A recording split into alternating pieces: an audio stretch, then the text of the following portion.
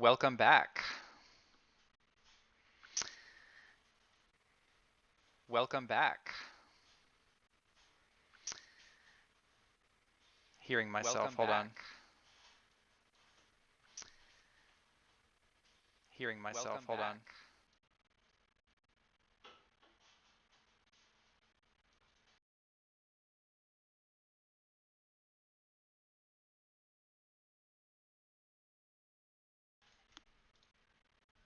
I know why. Because I'm dumb. All right.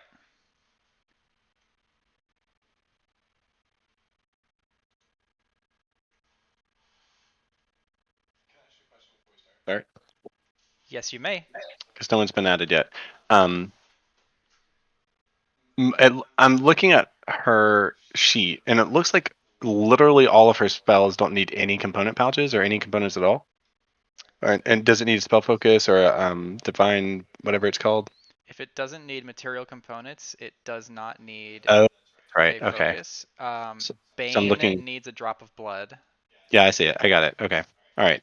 So just avoid the M's. Got it. Right. Yeah, and the spell focus is in place of like whatever it says. So like if you had a spell focus, you don't need a drop of blood for Bane. Yeah. So So basically, it's an either or. she would try to get a focus if it's safe. Mm-hmm. Yeah. Yeah. Okay. All right. Got it. All right. Are we ready to continue?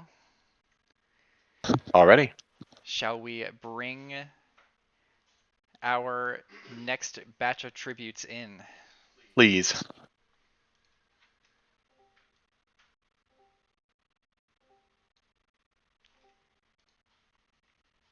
Hello, everyone. Hi there. Are we ready to do this? If you have your Roll20 link handy, go ahead and launch the campaign, and you should see your current situation. I clicked it and it's thinking. You want to give me control of you know who? Hoomst. I don't know which one she is though. Bright red hair. Got it. Okay.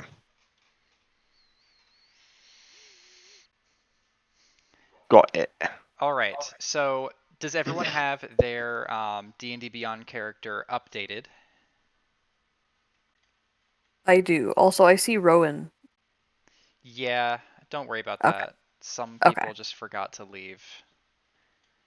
Not the end of the world. I'm going to open the initiative tracker. And once your D&D Beyond character is imported and updated, I want you to run this command. And I've just posted it in the Bloodbath Durandal.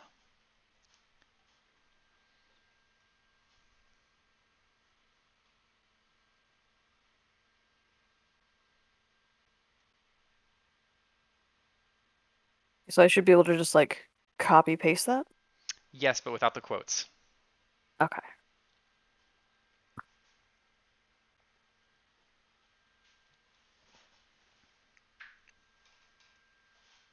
Oh, I like that.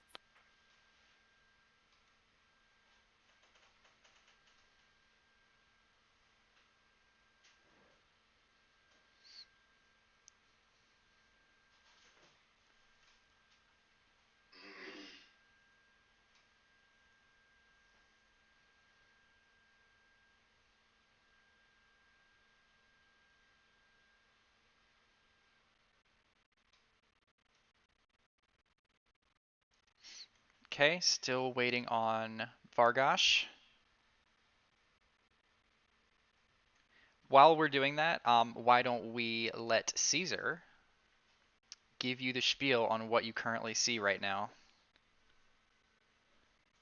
Yes. Hello, everyone.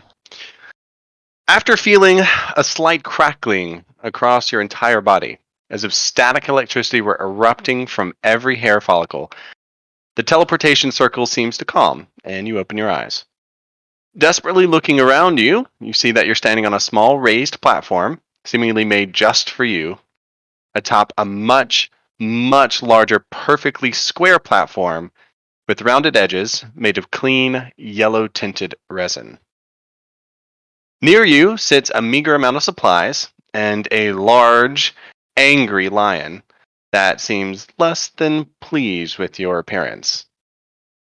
Knowing that you're disallowed from moving temporarily, you look at the world around you. To your shock, you realize this platform must be very, very high in the sky, as you see only clouds beneath it. Your platform is attached to a series of other platforms, made of the same artificial resin, though the others are white, by thin rope bridges. The platforms are so large, in fact, that you can't see all of them, much less how many there might be. When yours is featureless, just kidding, while yours is featureless, that doesn't seem to be the case for the ones attached to it. To the northwest, low topped, craggy trees dot an otherwise largely flat surfaced platform. To the southwest, brick shaped molded resin walls rise up around most of the platform, and a large stone tower can be seen in its distance.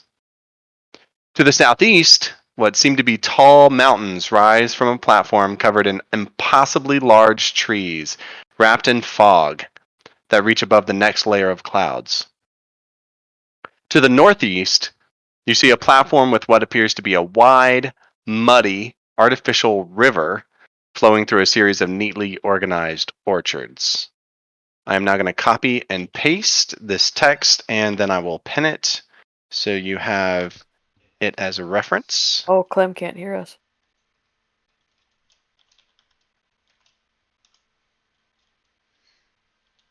Okay, let's maybe figure that out, but I'm going to hand this back over to Seneca.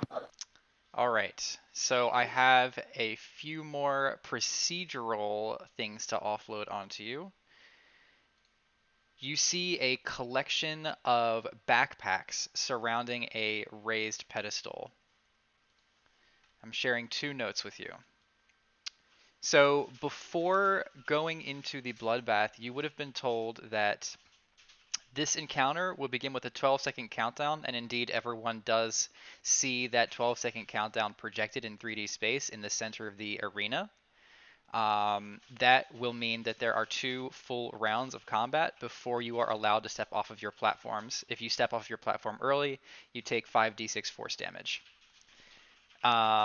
Each tribute's platform provides a perfect sanctuary effect for the first 18 seconds of the encounter, so that is while the timer is counting down, and then also for the first round of combat after that. And that completely prevents any harmful effects originating from you or targeting you. So you are completely safe, but you can't hurt anyone else. As soon as you I need see... a apology. Just so you know, you have 2 of the 5 people that cannot hear us.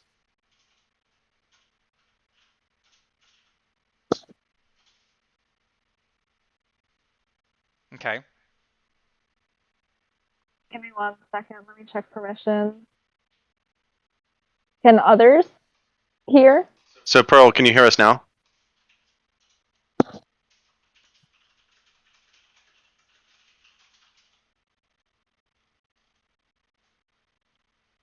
It does not look like there is anything that should be preventing them from hearing us. Can anybody else in the channel hear us? I can hear you. I don't see Pearl in the call.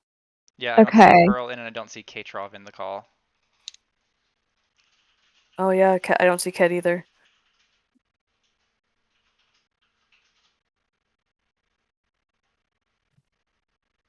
Yeah, they can't see the channel. We have to be able to drag them in. Clementine can't hear us.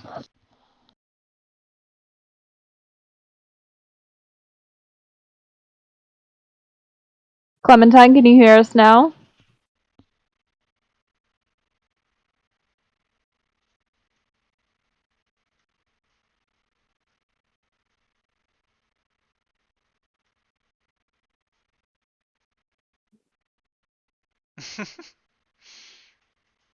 Oh no. Yeah, I'm I don't know guessing why not. it's this channel.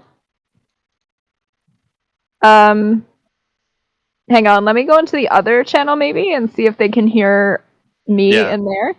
Good thought.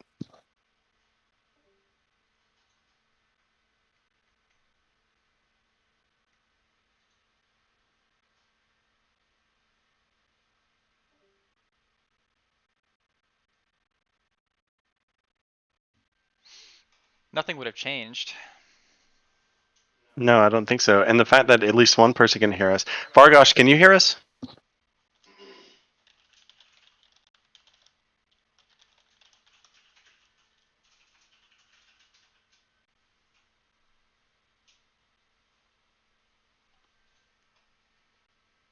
Apparently, it's just me. Also, if I talk too much, just tell me and I'll mute myself. Okay, so the Ketrov and Pearl could hear me in the other channel. So it's a permissions thing. What about Clementine? Can she? She did not respond when I asked, so I don't know if she was AFK or if she could not hear us. I mean, that sounds like it's a permissions issue then. Yeah, but there's no like permission for listening. Vargosh can't hear us either. Hey, Hey, Pearl, Pearl. Hey, bro. Can you hear Okay. us, Pearl? I can hear you all. Okay. Okay, wonderful. All right, so that's that. So It's what probably about not a Clementine and permissions issue Katroff? then. Yeah, What about Clementine? Can you hear us, Clementine? Doesn't sound like it. We're gonna have to get like one at a time. I've messaged Clementine to say that they're muted earlier, but I Let don't me know if they've seen try it. dragging Vargosh out and back in. Vargosh, did that work? Can you hear us?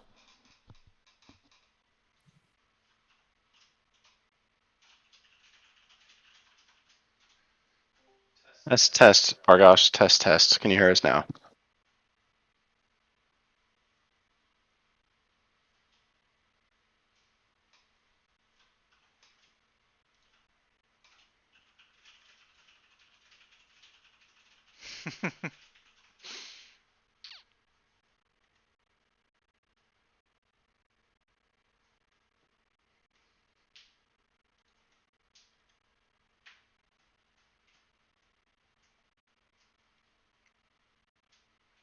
Anything?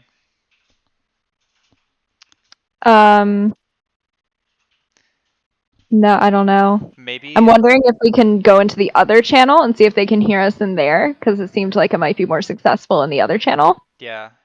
I'm down to try that. Drag me wherever you need to go. All right, I'll do it. Okay, we're gonna go in the rating wing. We're going to try doing this channel and see if they can hear us in this channel. Hello, can you hear me? I can hear you, Pearl can. Yeah, I can Okay. hear you. That's the same set of people that could hear us last time. I'm just Clem's answering me in the Alliance channel, so I'll ask there.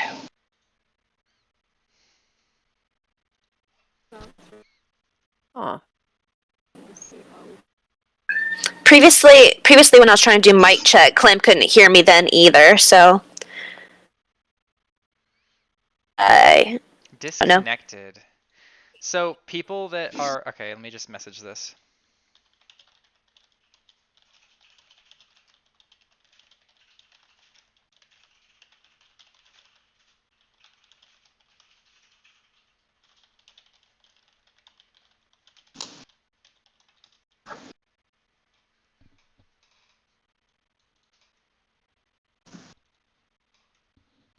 Hmm.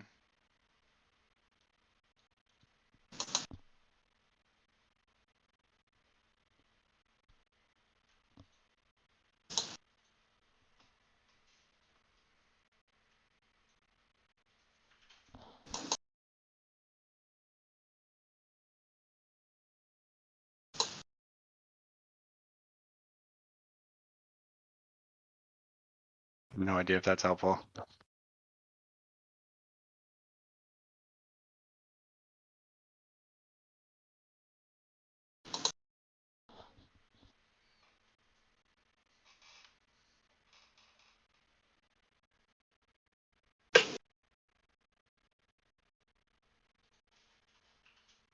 Yeah, changing the server might work. I don't know. Oh. Hello. Okay, cool. So it works here, but let's see what happens otherwise. So yeah, I think we're gonna chill out in this channel for now. So Yeah, I can hear y'all. we have Katrov. Wait, who said that? Bargash. Oh, perfect. Okay, so now we just need Clementine.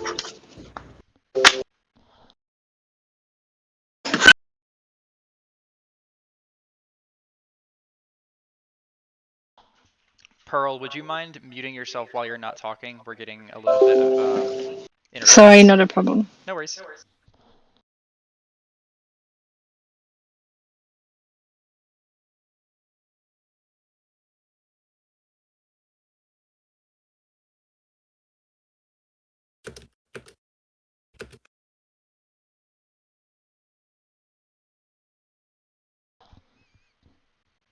Test. Clementine. Test.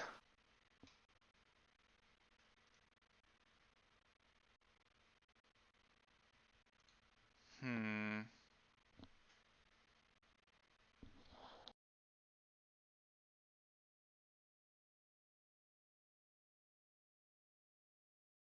If you would like, I could transcribe a lot of You send faded. them. You faded Sorry. out. I can transcribe as well if that's necessary. Oh, Okay, she says she can hear us. Clementine, can you hear me? Yes. Ah, we did Okay. it! That's everyone. Hooray! All right. Before anything else happens, we're just gonna keep going here. So Caesar, probably you will see sent you a large text block. That is most of what you missed. So It's pinned. if you are able to read that, then you are caught up. And I was just reviewing some procedural notes on the encounter, the features of the cornucopia, which you should all be able to see in Roll20 as well. There should be a note either you can access from your journal or it might have even popped up on your screen. It says Am I cornucopia crazy features. that I'm only seeing Nisi and Clementine right now in Roll20? Is everyone else in Roll20? Oh yes, I guess everyone wasn't there. So yeah, if you are able to launch the Roll20 campaign right now, go ahead and do that.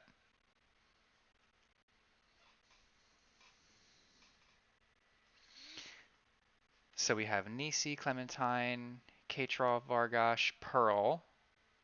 Are we missing anything? Nope, that's it. That's Okay. 5. All right, so I am sending you a note called Cornucopia Features. Can everyone see this note? Yes. Okay. Yes. So this encounter begins with a 12-second countdown. That's 2 full rounds because each round is 6 seconds. And during that time, you are not allowed to leave your platform. Otherwise, you take 5d6 force damage. That is completely review. At the end of okay, so the platform also gives you a perfect sanctuary effect that prevents you from being hurt by anything, but also prevents you from dealing damage or being harmful in any way. And that lasts for 18 seconds. So that is during the countdown and also for the first round of combat afterward.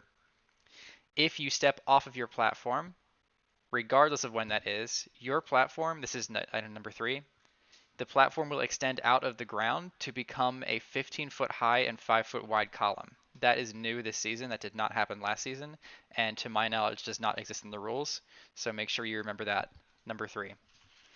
And finally, you will see before you that there are 4 backpacks on the ground at ground level, but there is also a raised platform in the middle of this arena. It is 25 feet in diameter and it is raised 2 feet off the ground. And of course, per Caesar's excerpt up at the top of this chat, there is a very large lion that appears to be eyeing all of you down angrily. And it appears to be guarding a series of weapons and armor and As a other heads up, goodies. Twitch, you got to report that your mic is still you're kind of soft, and that you might have the echo again. Okay. Did those settings change at all? Let me try this. Is this any better? I'll let you know what they say. Oh, you can see it. Okay. Okay. It says it's still the same level. Oh, someone said it's better. Yeah. Let's run with that. It should Right. be fine.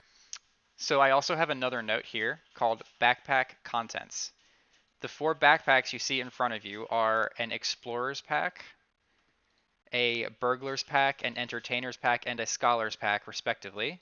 You should be able to select every item and click the gear icon to see what it is. And then this note will tell you what is in each of those packs. In some cases, it is not the it is the standard set of things that would appear in the player's handbook, but there is also an extra thing in it. So for instance, with the burglar's pack, there is a set of thieves tools in it as well. So keep an eye on that note as well, just so you know what you are picking up. Are there any questions? I think everyone has rolled initiative. 1, 2, 3, 4, 5. Yeah. Just out of interest. Yes. On roll 20, is there a way that I can like get rid of everyone's like icons that's taking up the whole screen? Yes. So if you go to the right, hit the cog, then audio and video, and then the tab video display, and then player video avatar size, and then click names only. That'll make everything go really small. Perfect, thank you. You're welcome. And Clementine, that is correct. Your platform, it extends a long distance into the horizon, and it is completely barren except for this your platforms and then the raised platform with the lion on it. Okay, I'm sure that's a delight for viewers. So I'm going to go ahead and start the initiative tracker, and then Vargosh can get us started whenever. Real quick, if I've closed a note, how do I reopen it? There is a so you know where you clicked the gear icon in the top right? There is a tab 3 buttons to the left of that gear icon called Journal. And there should be a section called Handouts, which you should be able to expand. Okay, yeah, I see. Thank you so much. And what 2 things for everyone before we begin. These are just little matters. 1, be sure to do your rolls inside of Discord, please. And second, after your turn is over, or before, I suppose, please make sure that you describe what you're doing on your turn via text as well. So you're going to do audio and like talking it out first with Seneca. Once that's settled, then you'll go to the text chat and actually write out what you did. This is for posterity's sake. Thanks. Okay. So we have a hard stop at 11 for this, so we'll try and be efficient. But if we do not get done by 11, then we will continue this asynchronously. Vargosh, your timer begins now. I think you get 2 minutes.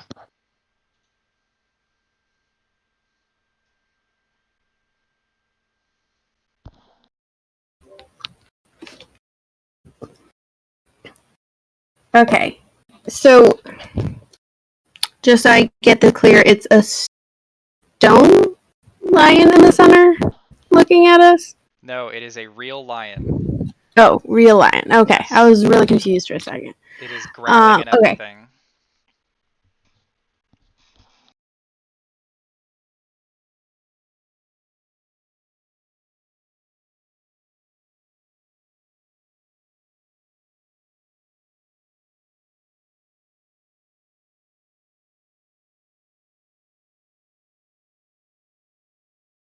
And if you need help with knowing how something works or anything, just let us know. Okay. And is this still part of the 12 seconds that we have? Yeah, so there are going to be 2 rounds basically where you have like a protective or like a kind of a shield around you that if you were to leave your platform, it would hurt you. So right now would be the time to do anything that you want to do to prepare. I have no actions to prepare, so I'm just going to end my turn. Okay. Pearl. And Vargosh, you'll still want to describe that in the chat. Okay. Pearl is going to look at everything, taking in as much detail as she can see from where she is, but has no action to perform. All right. Katrov.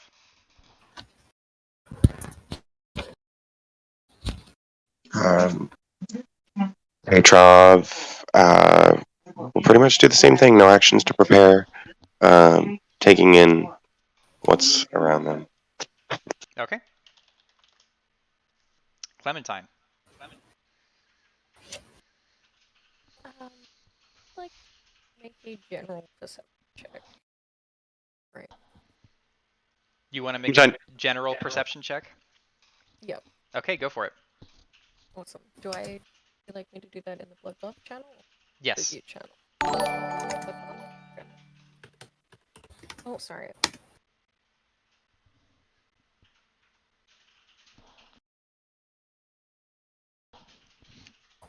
Okay, Clementine, you see more or less what I've already described. You know that there are 4 backpacks around you. The one in front of you appears to have a scroll case attached to it. It looks like a scholar's pack. And then directly ahead of you, there is an herbalist kit, a set of 3 boomerangs, and a longbow laying on the ground in front of the lion.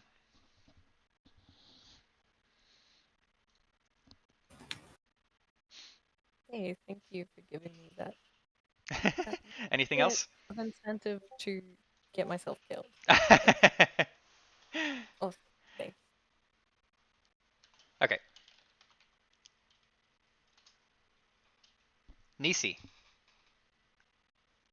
But also love to do just a general perception check. Okay, go for it.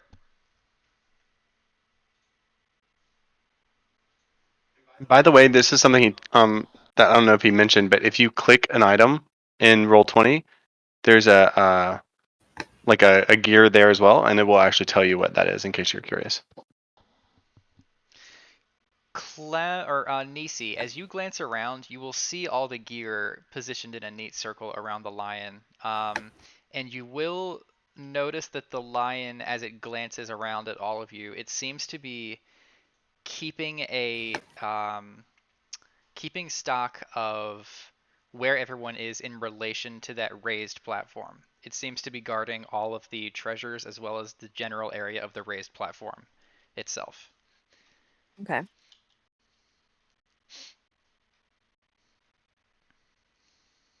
Will you do anything? Or are you just waiting? Yeah, I'm just gonna wait. Okay. Back to Vargash. The timer now reads 6 seconds. You have one more round before the games officially begin.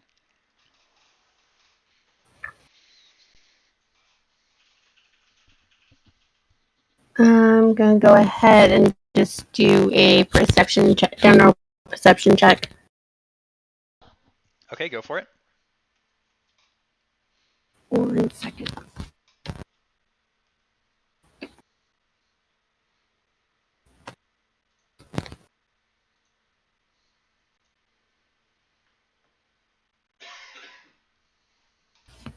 We are performing the roles in our tribute channel or in the Bloodbath channel?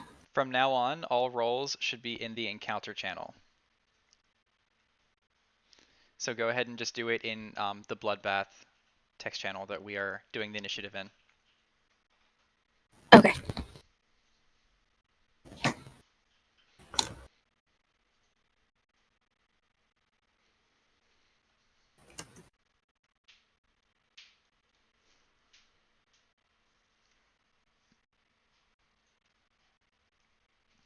Okay, Vargash, you see ahead of you that there is a set of chainmail and a shield, as well as the longbow off to your left and the halberd off to your right.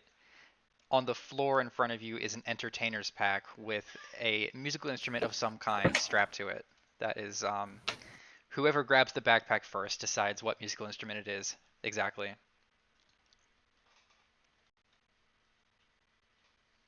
Anything else? Okay.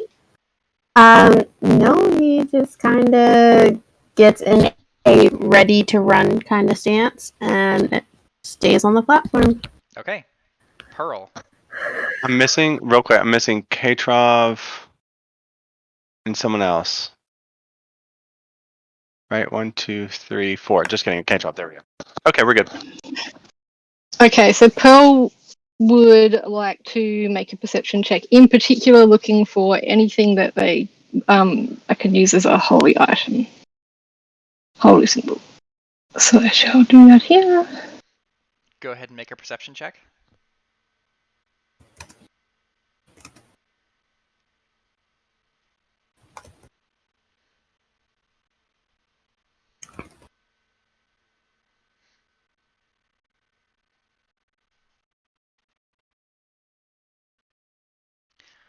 Pearl, you see that the component pouch in front of you does seem to have a symbol on it that would indicate it has the necessary components for holy spells. So that would certainly work as a material component. But also the shield on the far side of the platform does appear to have a holy symbol on it. Okay, thank you. It's my turn. Okay. Katrov.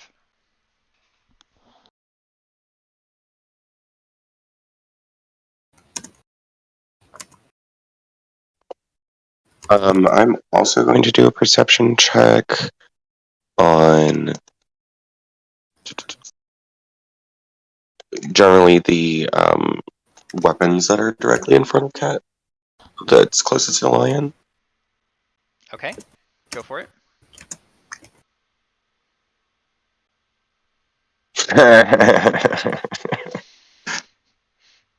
You see a sword and armor of some kind.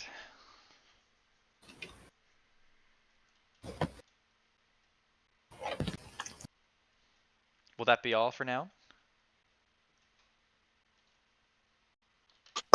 Yes, I have nothing else that I can do. Like preparing for a run, I guess I crouch. Yep. Clementine.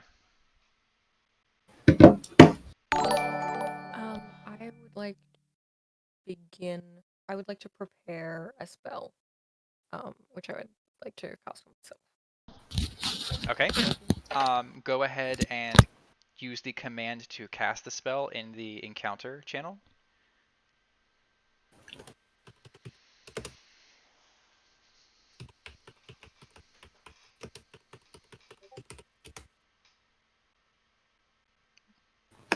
Okay. I would like to face myself away from the lion surrounded by things. So you're getting ready to run in the opposite direction. Yes. Okay. Nisi.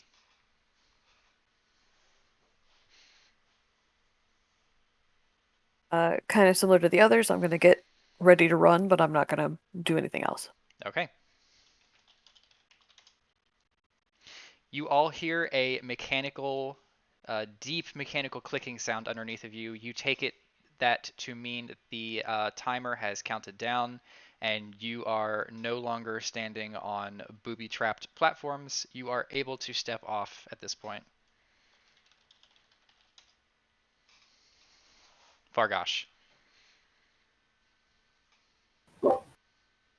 Vargosh is going to run towards the halberd in front of the lion and pick it up. Okay. Vargosh, you should be able to control your own character. If you cannot do that, I can move Vargosh for you.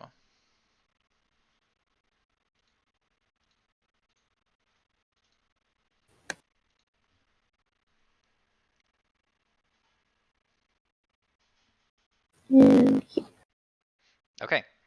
Okay. As you step up onto this raised area, the lion roars in your direction and will enter the initiative.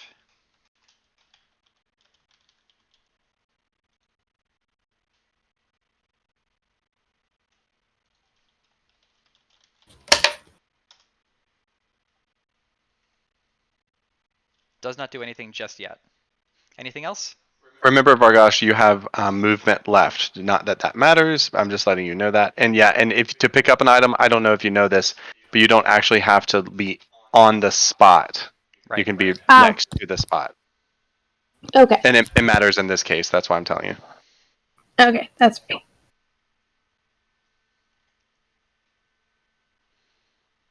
Okay. All set? And that will end my turn. Okay. Pearl. Alright, Pearl is going to run to this pouch and pick it up. Okay. As with when Vargosh picked up the halberd, the lion appears to react angrily to you touching and stepping onto the platform to grab items off of it. Okay. Clementine, yes, you can see Pearl doing this. Thank you.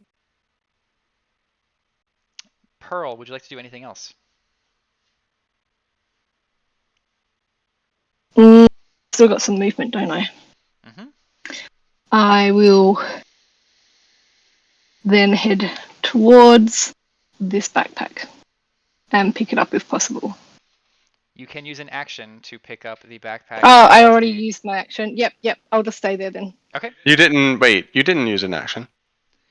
I picked up the pouch. Want to use your action to control the pouch? Because you don't need to use an action to pick something up. It's just kind of in your hand and can be easily grabbed by someone else. So let me clarify. I'm not sure if we've covered this. So for everyone playing, this is how this is going to work. If you want to pick something up and then stash it away and make it really hard to get from you, then that takes an action. If you want to pick up something just to pick something up, then you can do that as an interaction. If you want to pick up two things just to pick them up, you can do that, but your second time doing that is a full action, if that makes sense. So you can pick up to two things on your turn. Alright, I'll do that. I will pick this up and just be loosely holding both of them. Okay, sounds good. Will that and be that all? is my turn. Okay. Yes, it will. Katrov.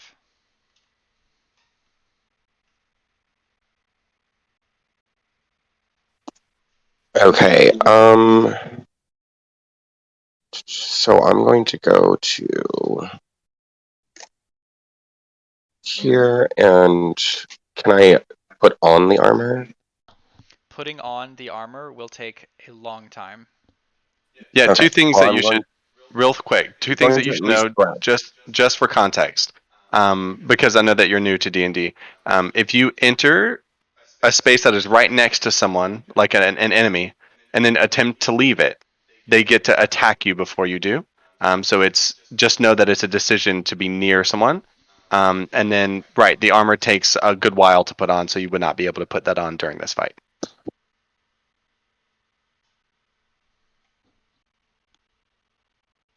And let me be clear, I'm not suggesting you do or not do anything. I just want to make sure that you know what you're doing. That's all. Yeah, now that I changed my decision to pick up the sword instead of the armor. Okay. Cool. I'm gonna mark And the do I sword still as have picked movement? up. 1, 2, 3. You have only moved 15 feet. You have 15 more feet of movement if you do not want to dash. Of course, you could dash to move even further than that. So dash will give me how many squares? So you have 15 feet left normally, and then if you dash, you can add between 20 and 40 to 45 feet, depending on an athletics check. Okay. So you can potentially move a long way.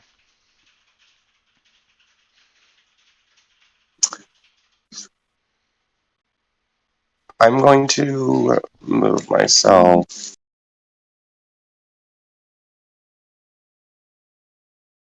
close to my platform, but obviously I can't step back on.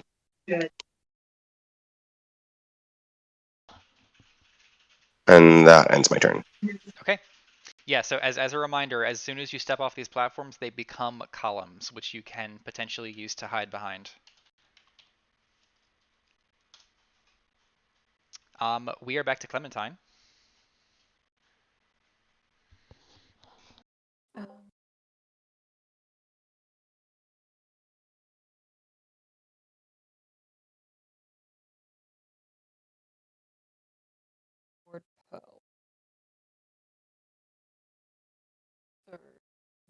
35 feet of regular.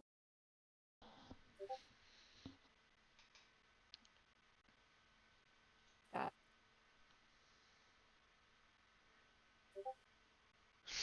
Clementine, you are not coming through super well. I can't quite make out what you are trying to do. Okay, I will. I know myself. Yeah, feel free to type your stuff. We've had other people. Feel free to type what you want to do. We've had other people just type out what they want to do. Okay.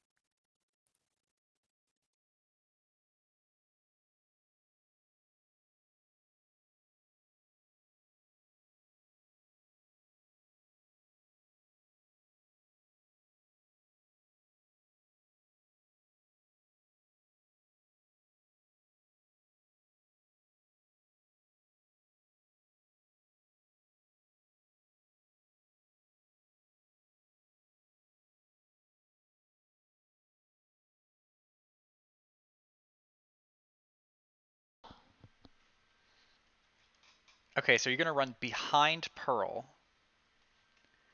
And by that, do you mean here, where I'm pinging? Okay. So you can get there in 40 feet, which does require a dash. Am I allowed to opportunity attack when I get close? Or am I too far? Yeah, I did the math, and she can do that without entering a Yeah. space there. She can do it in from the other direction. Right. If that makes sense. So she can go like from there to like here, and then Right. there. She can get there while giving you a wide enough berth to not provoke.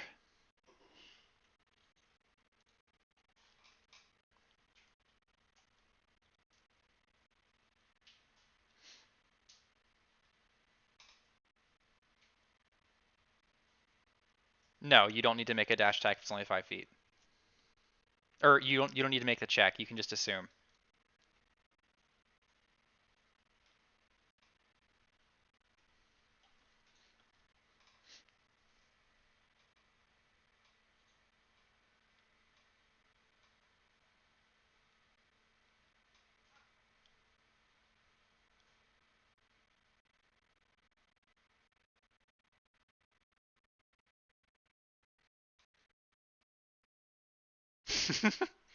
So Clementine, wait, you don't have an action left. You used a dash. Right. So if you go here where I'm pinging, that would be 5 feet less. But if you're going to use those 5 feet and get there, Oh, she has extra retreat, so she did not that's need to right. dash. That's And right. yep, Yeah, so JK. she is going to cast Poison Spray at Katrov, which means Katrov, you need to make a Constitution saving throw.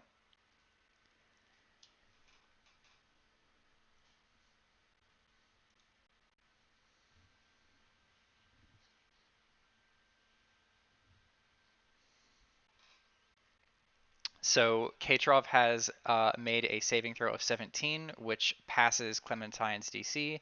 It is they are not affected. Anything else, Clementine?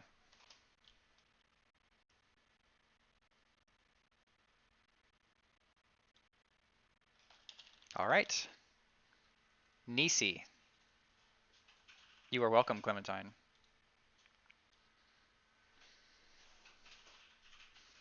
All right, sweet.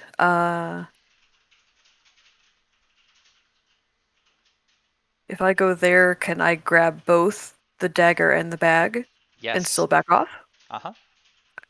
Okay. How do I grab them? in the roll 20. I have hidden them, so you can just make a note that they are in your hands. Okay, and then so I went, I think 15 there. Yep. So then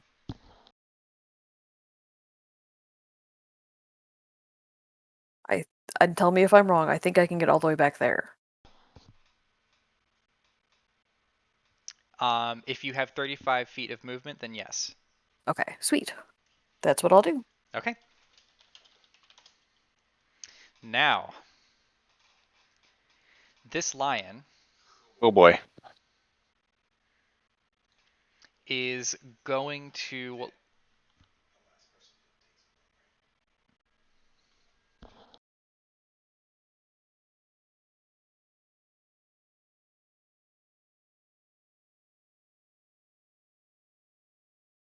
Sorry, guys, we're discussing just a second.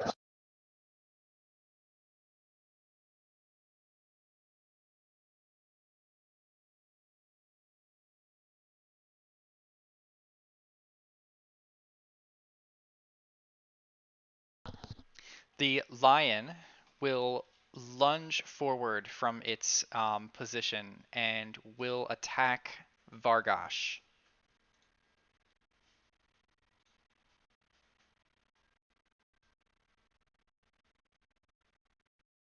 Yes. So I'm rolling the attack for it.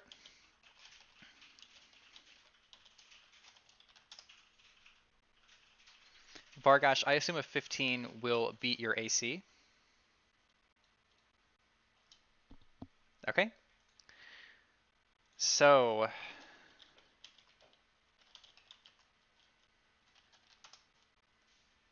it deals 5 damage to you, 5 piercing damage with its bite. And then ends its turn. And it is now your turn, Vargosh. I will modify your hit points.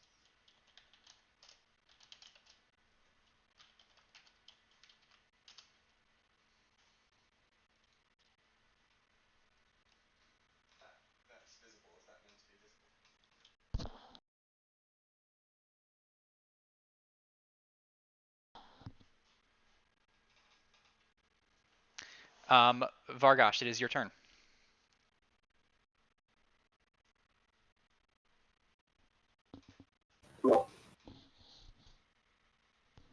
Okay.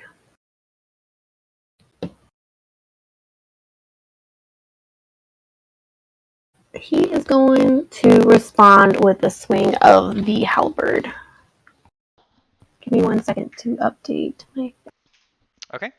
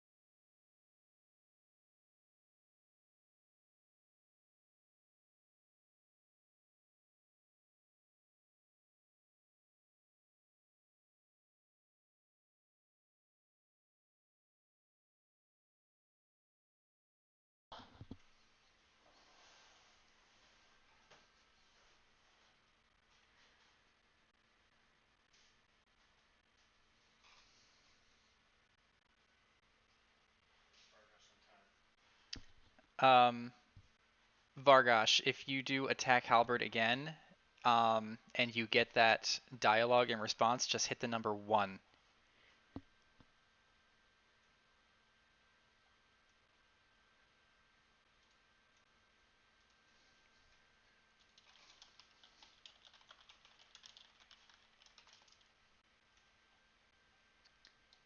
Okay.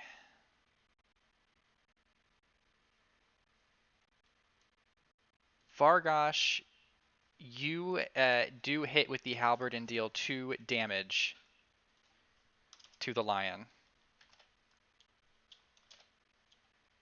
Anything else?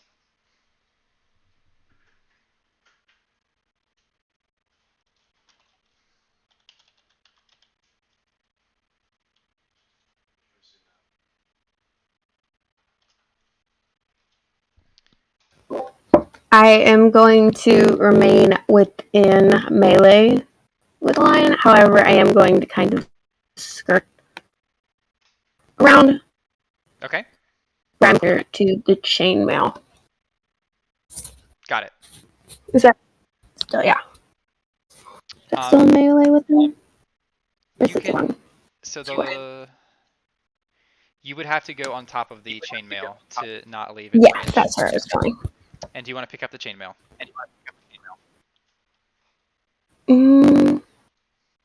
Yes. Okay, that's fine. It is in your hand, and it is now Pearl's turn.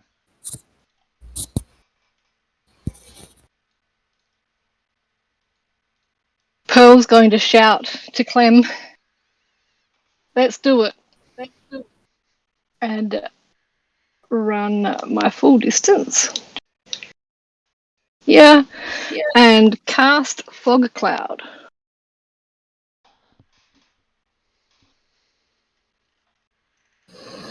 Okay, where is Pearl casting Fog Cloud? Pearl will be the center of this fog cloud. Okay. It's a circle. It is 20-foot radius.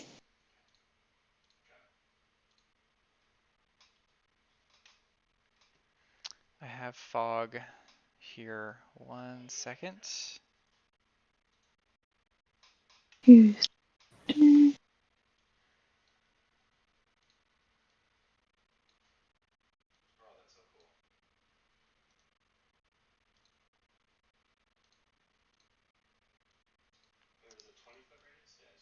Yeah. Perfect. Yeah, 20-foot radius is big. That's like, I'm just making sure we get the size right. Yep. I think it needs to be a little bit bigger even. Do you think? You're probably right. Yeah, that's more like 20 feet. Okay. Anything else, Pearl? No, I will wait. Okay. Katrov.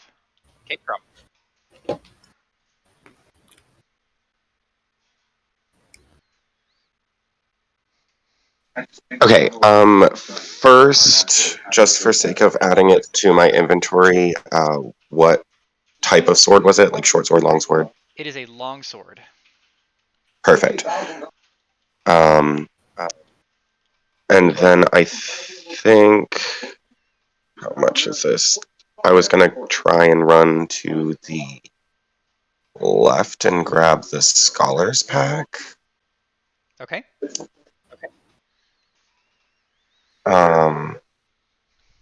And then can I go? I don't know how to ping. Can I go to the opposite side of the column immediately to my left? So you started your turn here. You moved 25 feet. Do you have 30 feet of movement? Okay. So you can get to here by the end of your turn without dashing. If you dash, then you can go even further. Yeah, let's dash. After I grab the pack Okay. of the thing, and then let's see how. Do I have to like roll to dash? You can make an athletics check to determine how much speed you add. Okay. So you actually add 40 feet to your movement when you dash instead of 30. Okay. So you could move a total of 70 feet this turn. Can I just get like an arrow for distance? So you can do that too. In the top left, you'll see a ruler. Okay.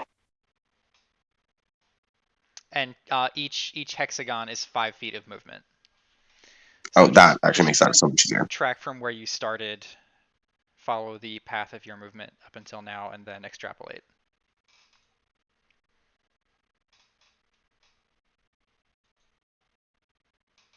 I'm gonna try and get myself here. And that's end of turn. Okay. Seems legit. Clementine.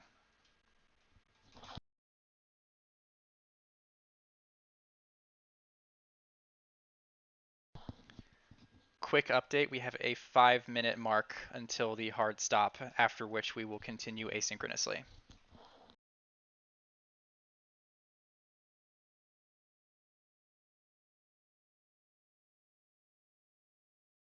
Oh, and just to double check, how would I add the Scholars Pack to my inventory on D&D We Beyond? have that question from Nisi as well. We will cover that after the session. Perfect. There is a special way to do that, to add all the items at once.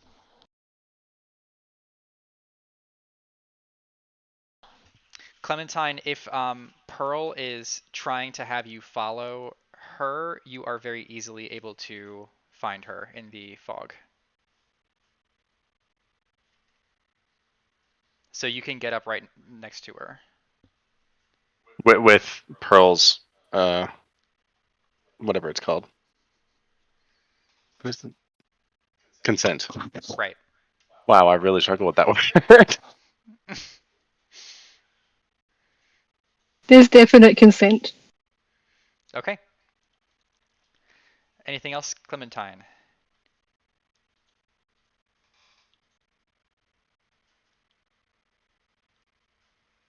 Okay. Nisi.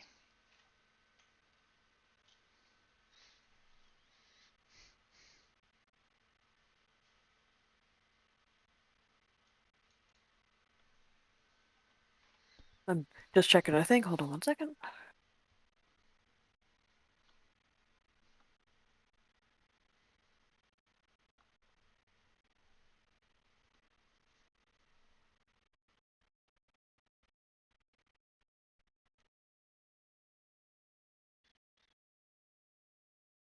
As you're doing that, to remind everyone that, that this, even though you have a yellow circle that appears here, that's just for color, and that you're actually on a wide, like a big, wide open yellow plane of a like kind of featureless resin platform. So there's nothing kind of keeping you, like hedging you in, just so you know.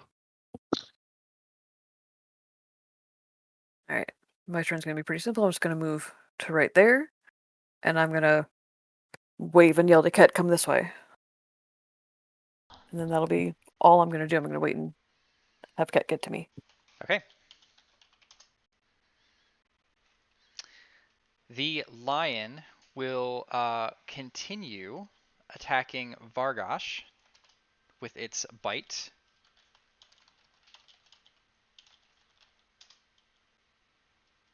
He will hit again.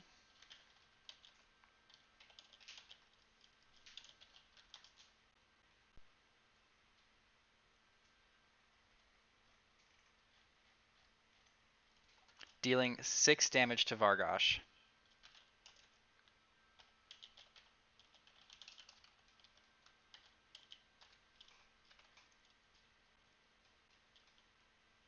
Vargosh is still standing, however, and it is Vargosh's turn.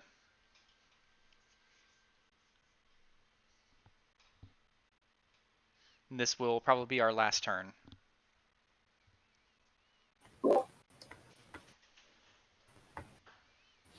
Vargosh is going to use the action to disengage. Okay. And use his full movement away from the lion. Let's see, right one. It's like 1, 2, 4,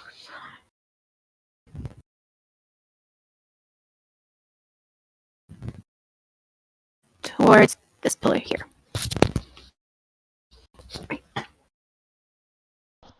Okay. That brings us to our hard stop for this session. So everyone keep track of where you are right now. Nisi and Katrov, I will follow up with you about the adding packs to your inventory. Go ahead and leave the Roll20 campaign for now because we need to let more people in. And I will stop by in this channel later on to give further instructions as well for how to proceed asynchronously.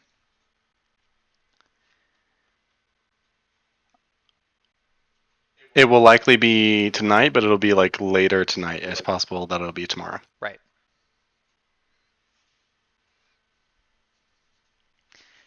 No problem, Clementine. How do you leave? If you click the gear icon again, you will see at the bottom there is an exit game button. Okay, cool. Yeah. Awesome. Thank you. No problem.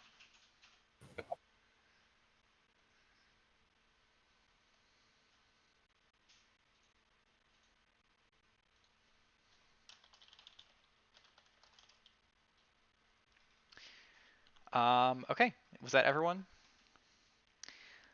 So should we? I'm actually gonna do this real quick. Go ahead and leave this voice channel too for now.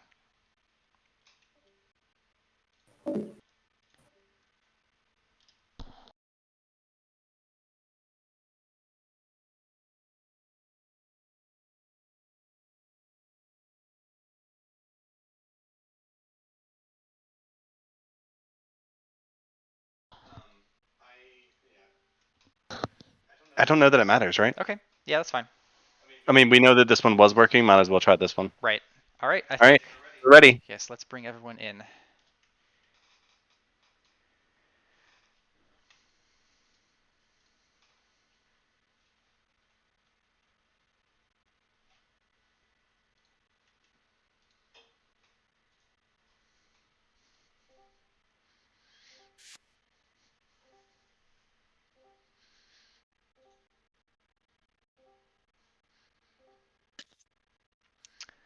Hello, long-awaited Team Hunts. Oh, hi. Hello. Can everyone hear me okay? Yes. Yeah. Is everyone ready for violence? Yeah, let's fucking do it. As will ever be. You better believe I am. Oh my gosh. Violence? All right, when you Oh are man. ready, go ahead and launch the Roll20 campaign. God, this feels like the fucking SATs. Open your blue notebook. Yes. So you should see all of your character icons on the field. You I should see be able. Rowan there. Yeah, Rowan forgot to leave the campaign, which is fine. I changed my name to Becky, but it seems to have changed back. That's fine, as long as you know who you are. I'm not too I worried don't about even it. see you in there. Yeah, I don't see Becky either. Well, Becky it's or showing Zeke. up as my name, Zekar. I don't No, see Zeke. Oh I yeah, I don't see see Zeke either. anyone. Oh, hold on. Well, I'm launching right now. I was still on the loading thing. Let's Okay, I see see. Becky. Oh, yes. Okay. I have 7 people in. Is that makes sense? Okay, yep, that's everyone. You should all be able to control your character token and no one else's. Let me know if that is not the case. I'm good. Is there a way for me to hide everyone's big faces so I can see the map better? I'm sorry, this is Yes. my first time on Roll20. No problem. Okay. I'll walk you through it. So if you'll hit the cog to the top right of your screen, and then choose audio and video, Okay. and then the video display tab, Okay. and then under player video avatar size, choose names only. Okay, Perfect. thank Thank you. No problem. You should also be able to click and drag items around. Please do not go dragging items like crazy. Only do this if you are actually interacting with them. And you should also be able to click the gear icon to view what the item's name is. Hey, if you could give me control of Vargosh. Not wow. Okay, names. Not all lizards are the same. Cray. You have control of Cray. We're very different, thank you. I apologize. I don't. Are you sure? I don't have. Oh, there we go. Okay.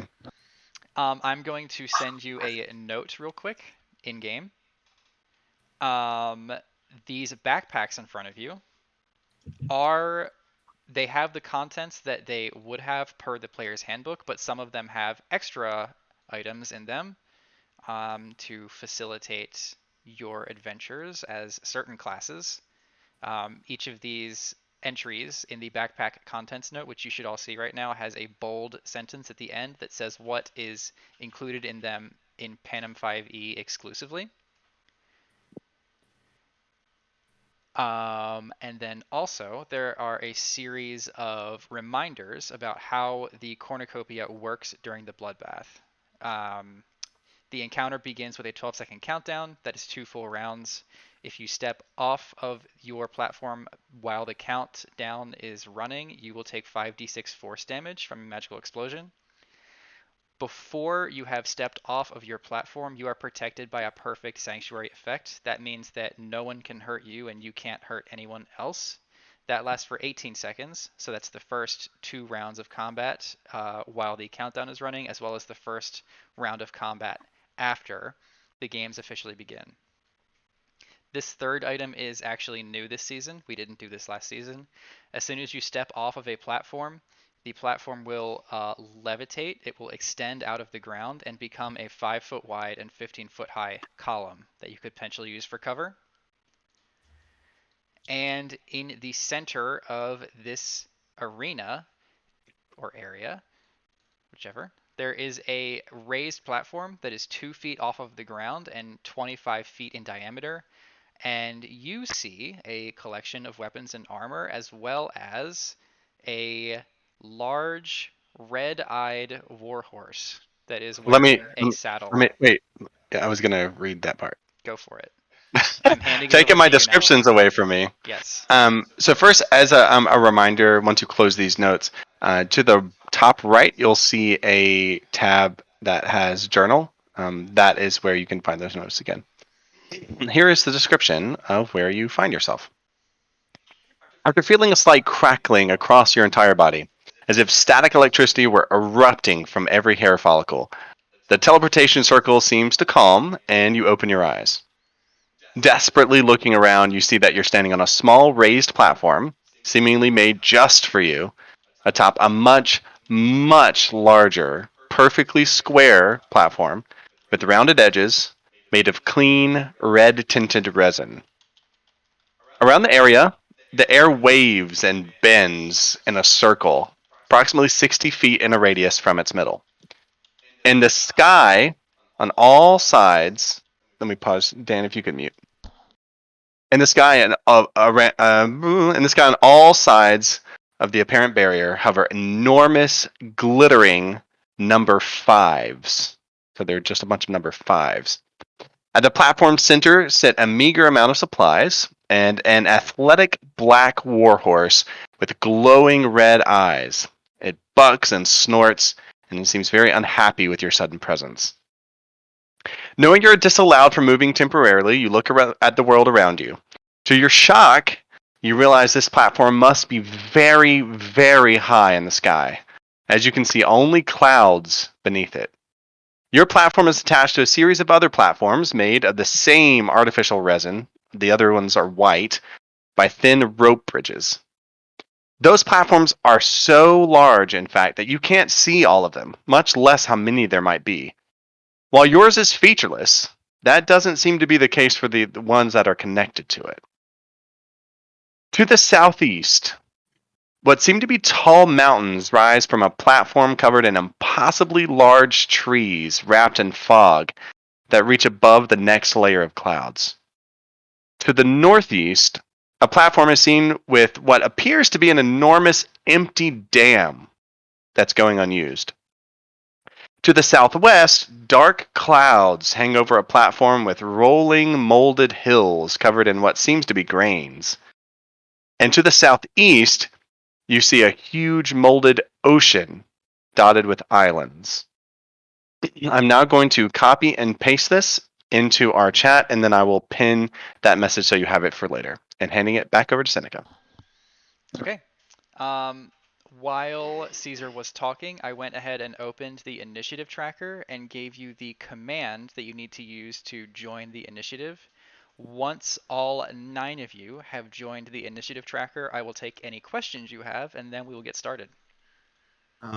So I'm having a slight issue. There are 3 items on the map that I do not have the ability to click on. Okay, to which see what ones are they?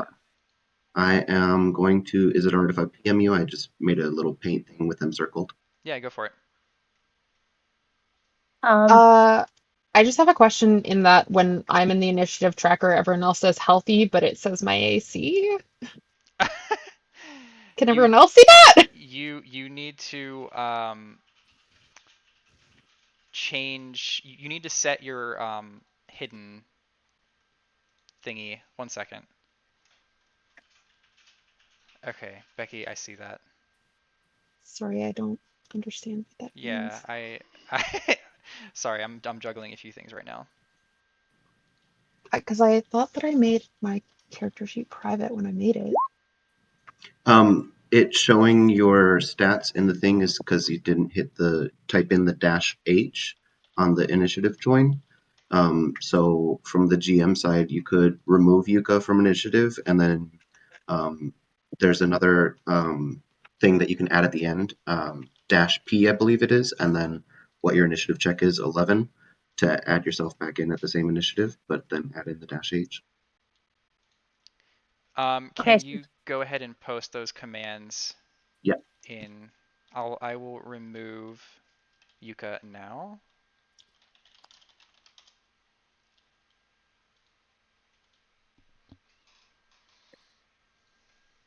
Got it.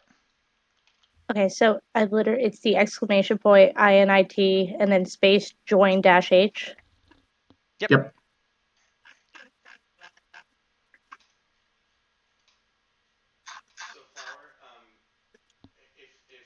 Flower, I don't think it counts if you roll in D&D Beyond.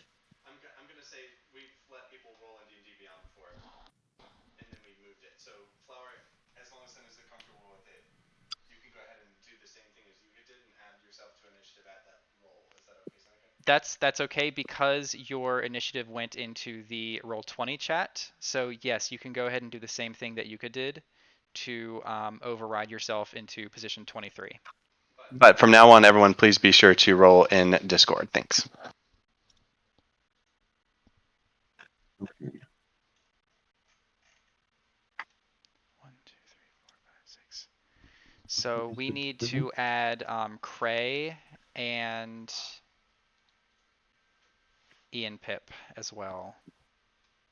Oh, that's right. I forgot that I'm doing Ian as well. Yep. I don't know how to do those. I can't do those, right? You do. Yeah, I will do those real quick.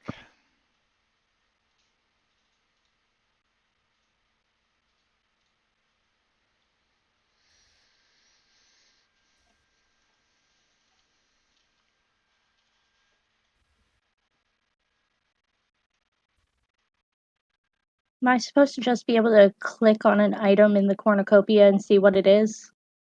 You click on the item, and then in the bottom left of that item, you should see a cog. If you click the cog, it should give you the name.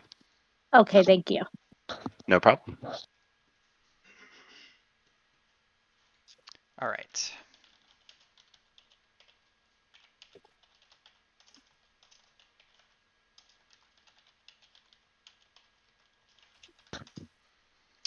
Cray and Ian Pip have been added, and we should be good to go. We will start with Flower. Flower, the countdown has just started. It reads 12 seconds. You know that when it hits 0 is when it is safe for you to step off of your platform.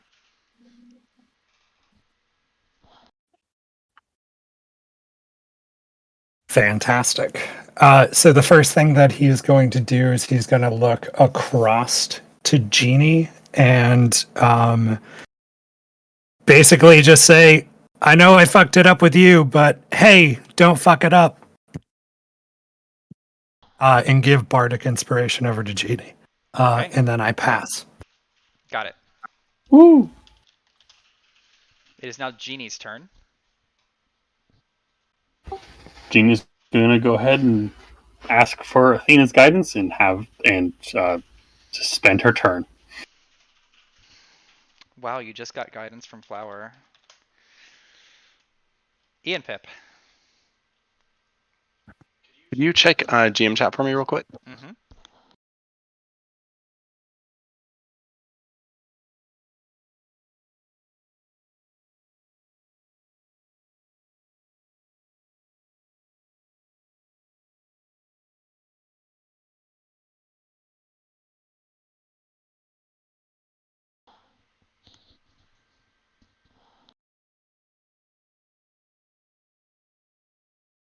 Okay, got it.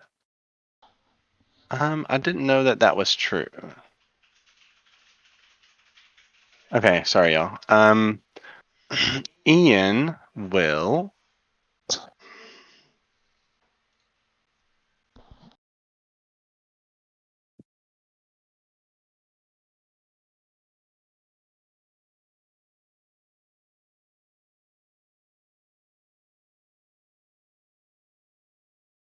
I'm almost there. Okay, Ian's going to. Oh wait, we're still in the first two. Yes. Okay, whoo, he's definitely not going to step off. He is instead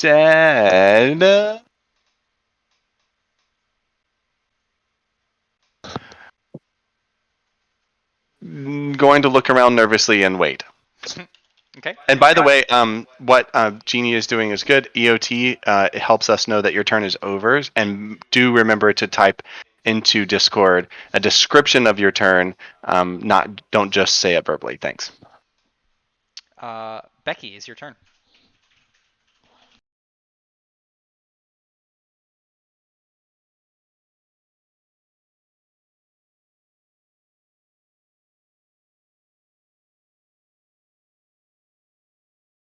Becky, we can't hear you. Oh, sorry, I was muted. So, question: in order to interact with an object, do you need to be on the same spot, or do you need to be within 5 feet of it? You can be within 5 feet of it. Okay, thank you. Becky is going to look at Babette to her left, give her a nod, and look over to Yuka and give her an okay sign, and that's the end of her turn. Okay. Kit.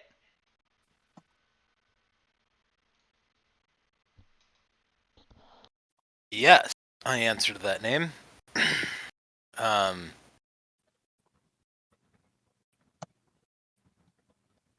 am going to assume a position of readiness to move. Feet shoulder width apart. Perhaps even going into a slight crouch. And that will end my turn. Where am I supposed to write that down? You should have a channel, the same channel that you posted your initiative in. Got it. Bloodbath, Parashu. Perfect. Lorelei. To pass her turn, just kind of eyeing everything and what's going on. Okay. Yuka. Yuka is going to hold her coin to her chest and use it.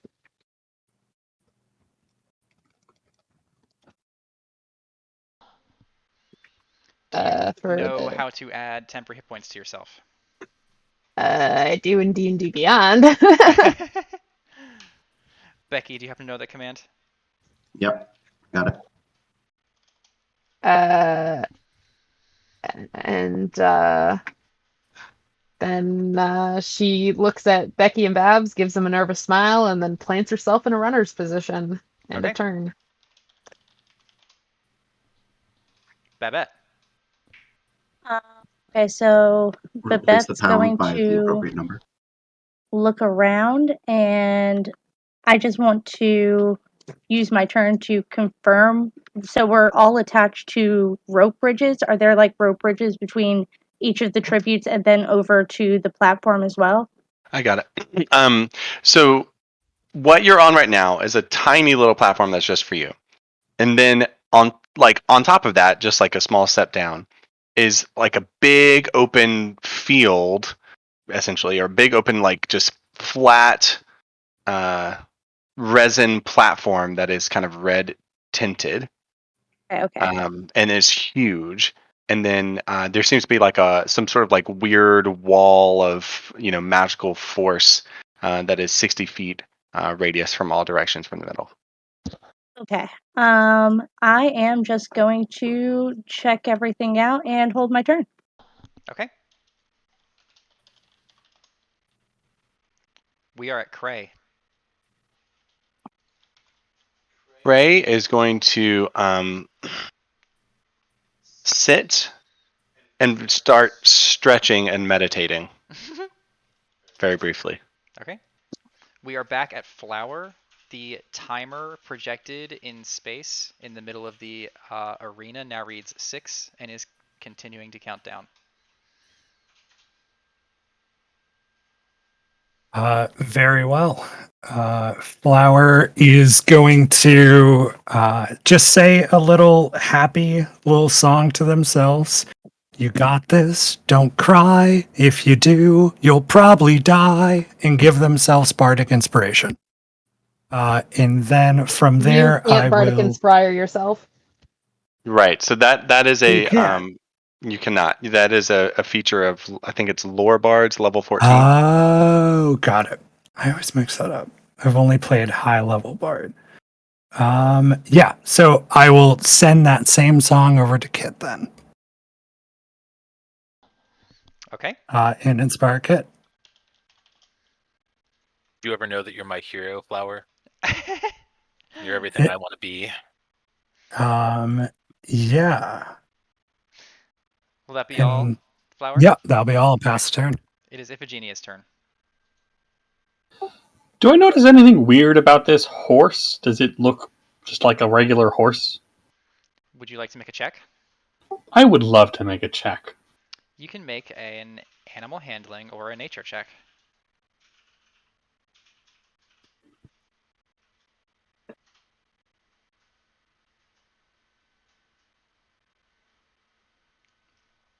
You can only tell that it is acting very territorially and appears to see everyone around it as a threat.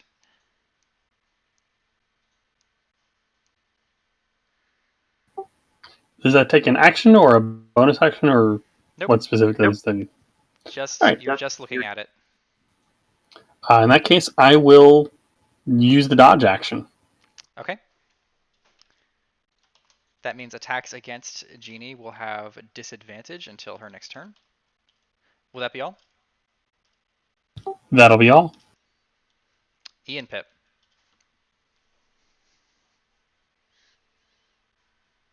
Ian will likewise look around cautiously and prepare the dodge action. Becky. So Becky is going to pull out her coin and she's going to pop it on herself. And she gets in a fighter's stance ready to dodge as well. All right. Kit.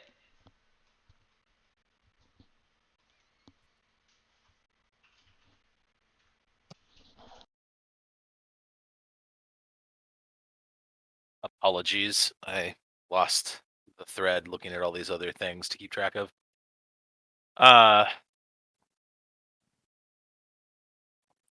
Is there... I'm the wrong person to make these checks.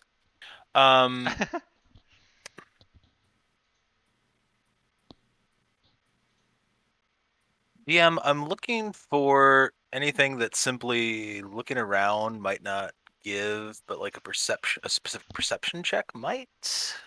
Anything like that here? Is there anything you are specifically trying to figure out, or are you just examining the area generally? I guess what is keeping the horse in its position? That's what I'm looking for. What is keeping the horse where it is? You can go ahead and make an animal handling check or a perception check. Perfect. We'll use perception.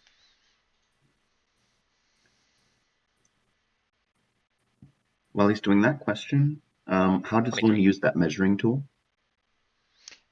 In the top left, there is a little toolbar. It looks like a comb, actually, in the middle of the toolbar. Okay, thank you.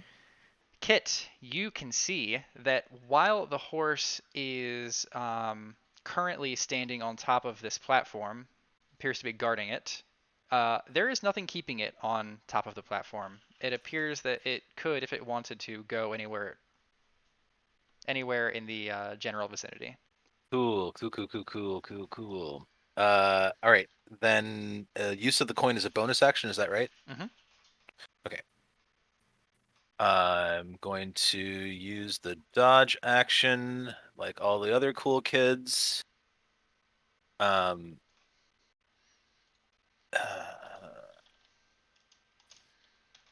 and activate my coin as well.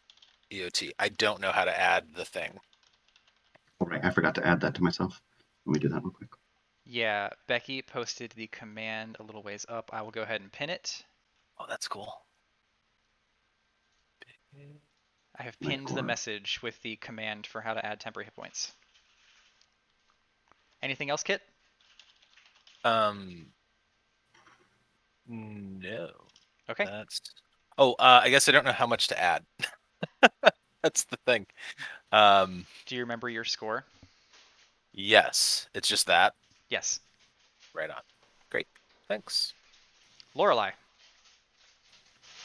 It's gonna take the dodge action. Okay. Yuka.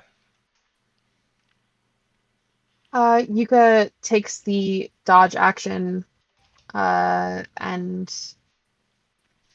I guess I don't really want to make anything else on the horse. Everyone seems to have covered that pretty good. Okay. Babette.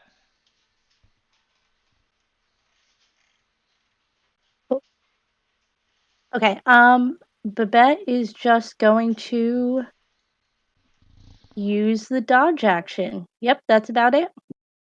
Oh, no. I'm going to use my bonus action and use my coin as well.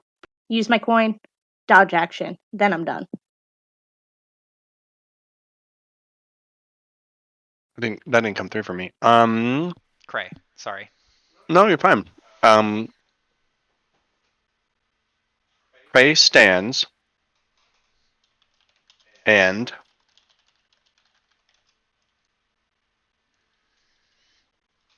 gives his neighbors,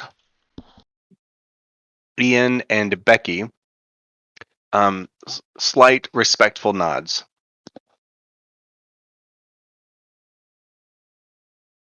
Wait, isn't Cray a woman? Is it? I'm pretty sure Cray's a woman. Ah, fuck. Yeah. I'm so bad at this. Okay, her neighbors. My apologies.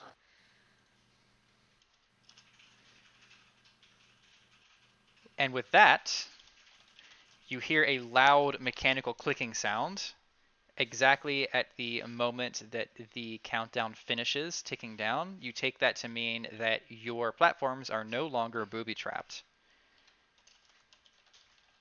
And it is Flower's turn.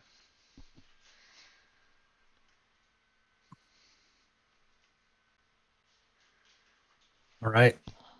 Flower will get off of their platform and run over to the pink bag. Okay.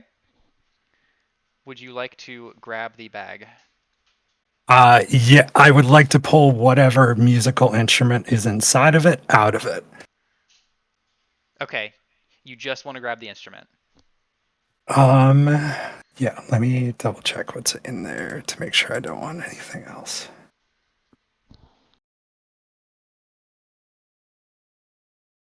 Yeah, I'll grab the bag, but also pull out the instrument. Okay. Got it. Anything else?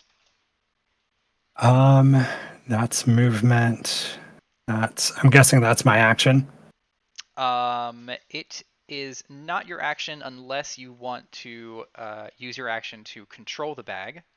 If you do, you now that bag is now in your inventory, and it prevents people from just running up and easily grabbing it from you using their object interaction. So it just makes it harder for people to get it away from you. Yeah, I will do that then. I'll just make it so that they can't grab it. All right, got it. Cool.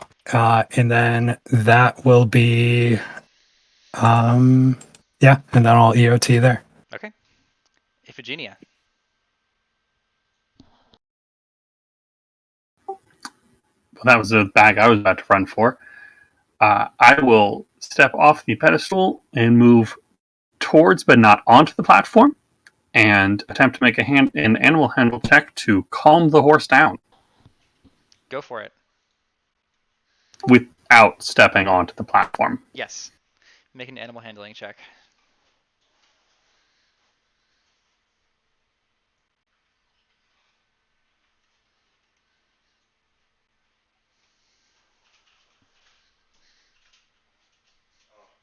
That's a no. The horse is staring you in the eyes and seems to get ever more upset the closer you get to it.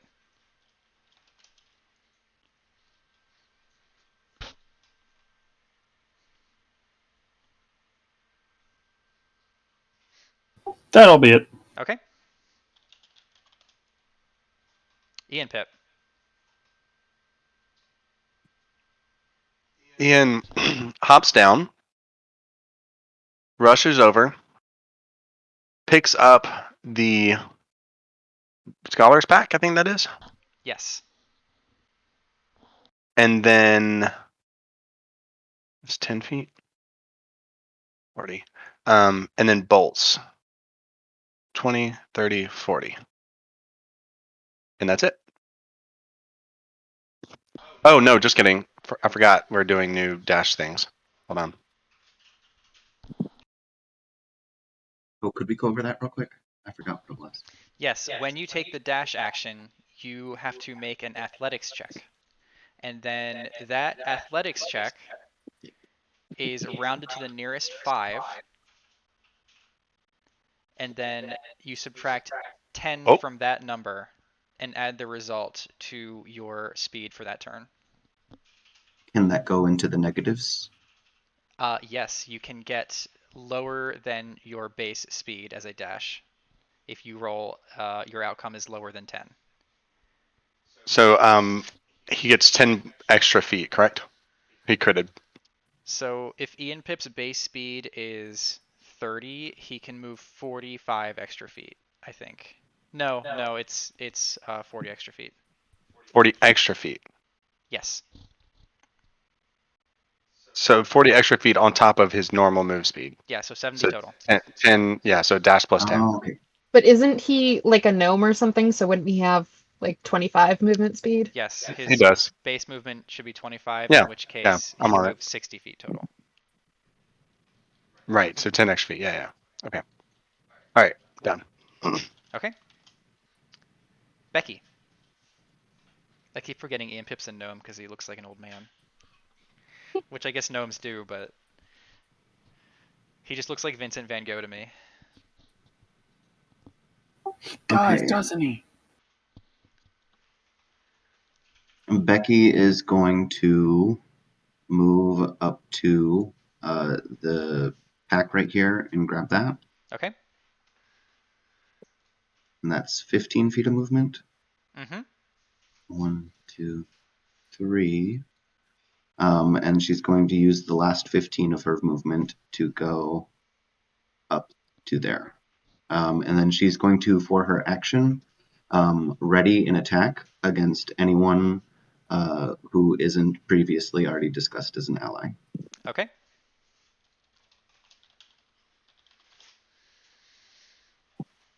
Kit. Real quick, what's the trigger there? Is if they come into threat range? Yes, anyone in melee range who isn't one of her established allies. Got it. Alrighty.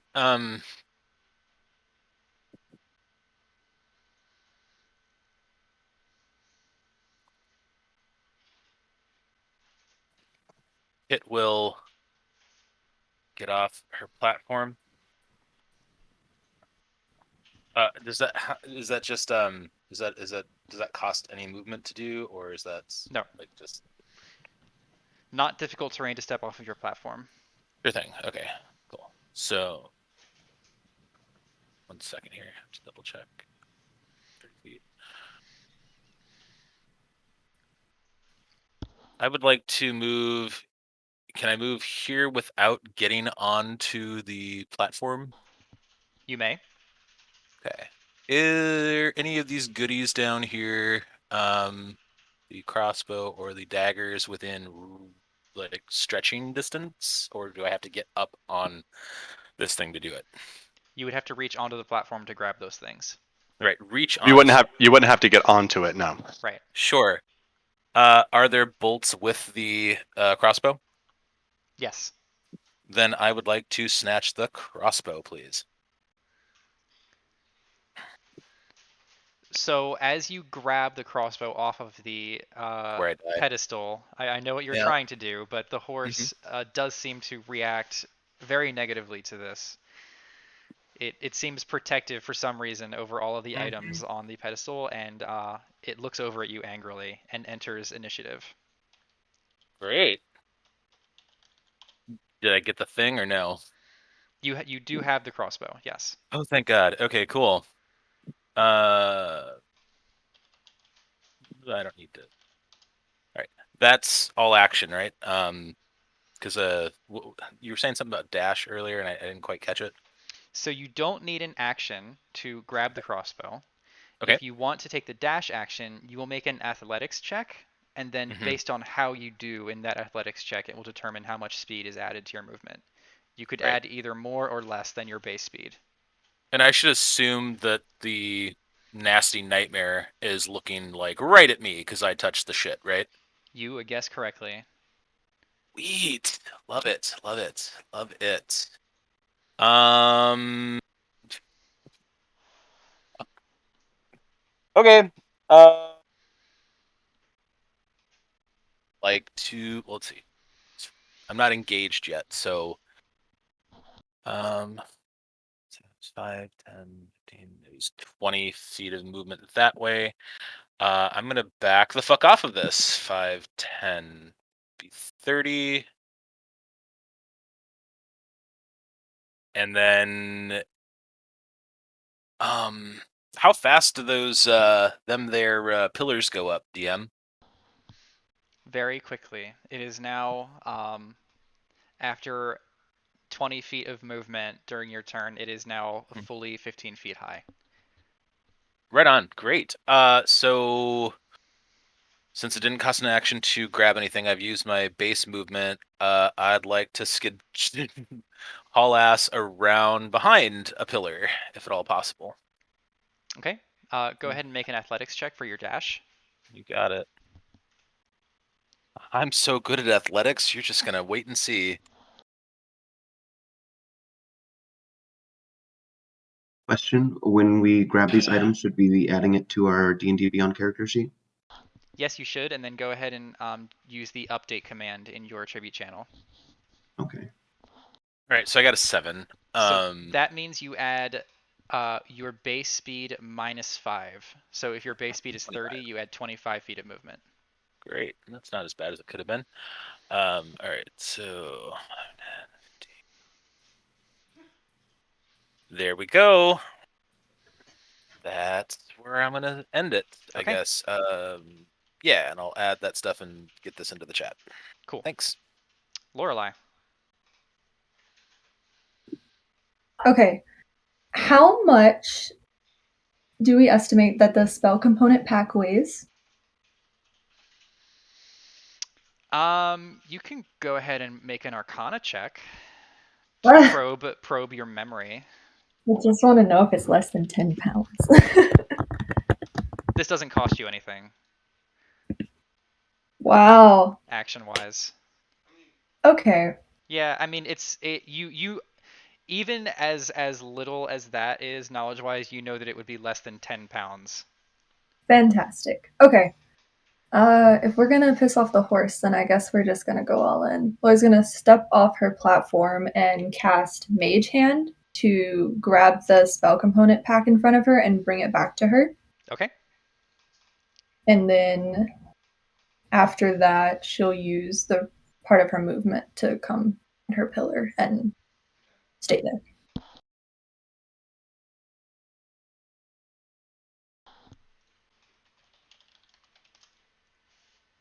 Yuka. Oh boy.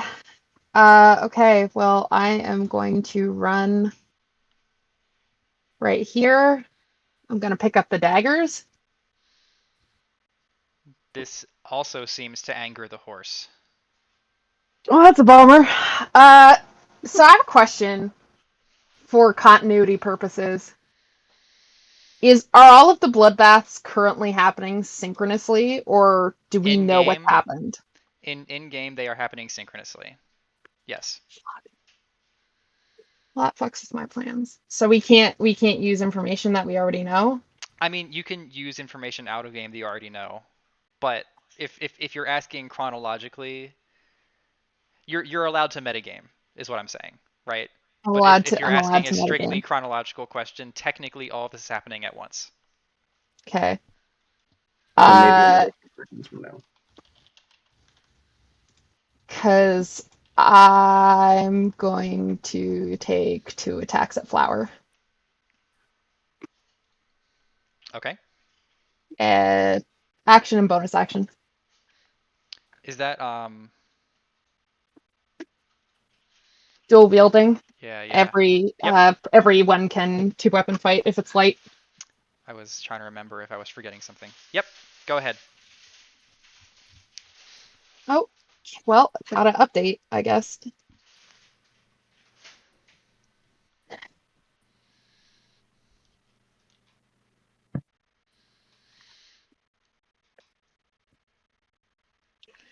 So I'm assuming the 17 hits. The 17 will hit. I do not think the 10 will, but Flower can clarify. Nope, the 17 will hit. Okay. That's the And only one that hits. the 17, I believe, you do not add the 3 for your dexterity, so it would just be 4 damage because it's your offhand attack. Yep. Yep. I just don't know how to do an offhand attack in Avray. Oh yeah, that's fine. So it's 4 damage, and I am going to run back over here. So Flower, unless you have some reaction to prevent that, I'm going to subtract 4 hit points from your character. I do not have a reaction to prevent that. Okay. Attack of opportunity or no? Flower, you can take one if you want. I don't have any weapons equipped. Right. The most you could do is punch. Yeah, and that's not going to do anything. Okay. Yep. Babette. Okay. Sorry for the stupid question. I've never worked on hexes before. Each hex is 5 feet. Yes. Okay, so if I wanted to move Babette right over here and grab this flail, that was 20 feet. Yes. Okay. Oh, that little arrow helped me. So I'm going to go up there. I am going to grab the flail and I'm going to use my action to control it, and I'm going to use my bonus action to. Hold on, let me see what it's called. I'm going to use my bonus action. I'm going to use my bonus action to. God, what is it called? Use my Hex Warrior thing and make that my packed weapon. Got it. Okay. Thank you. No worries. That was 20 feet, and then I'm just going to back up with the rest of my movement 10 more feet. Is that 10 feet? Where did I go? I'm sorry, y'all. Oh, I'm right there. Can I pick this pack up with my free action? My free object interaction, or no? You've already used your object interaction to grab the flail, but I do not think you have. Oh yeah, you used your interaction and your action to control the flail, and then used your hex warrior on it, so you do not have any action economy left with which to pick up this bag. Okay, then I am good, and I'm gonna hang out next to the bag. Okay, so as a reminder, having picked an item up off of this pedestal with your hands did seem to anger the horse, and it is now the horse's turn, and it is glaring straight at you, Babette, and is going to rush in your direction. Okie dokie. Sorry, I'm trying to type up my move.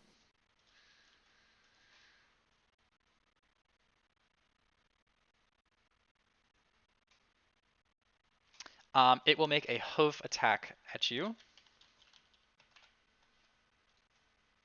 Okay.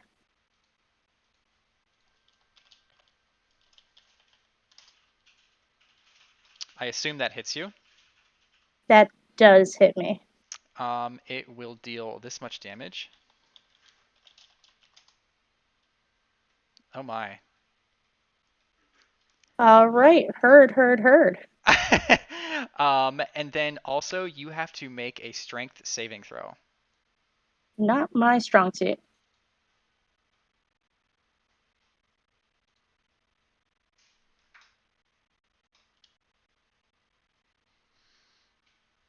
Ooh. You succeed. You maintain your footing, but you have definitely taken a beating.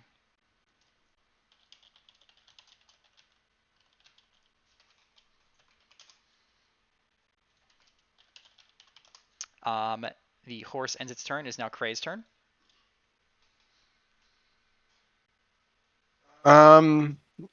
Cray remains on her feet, but is still kind of stretching patiently and keeping an eye on what's happening very calmly, almost as if she's otherworldly looking elsewhere, and she will prepare the dodge action.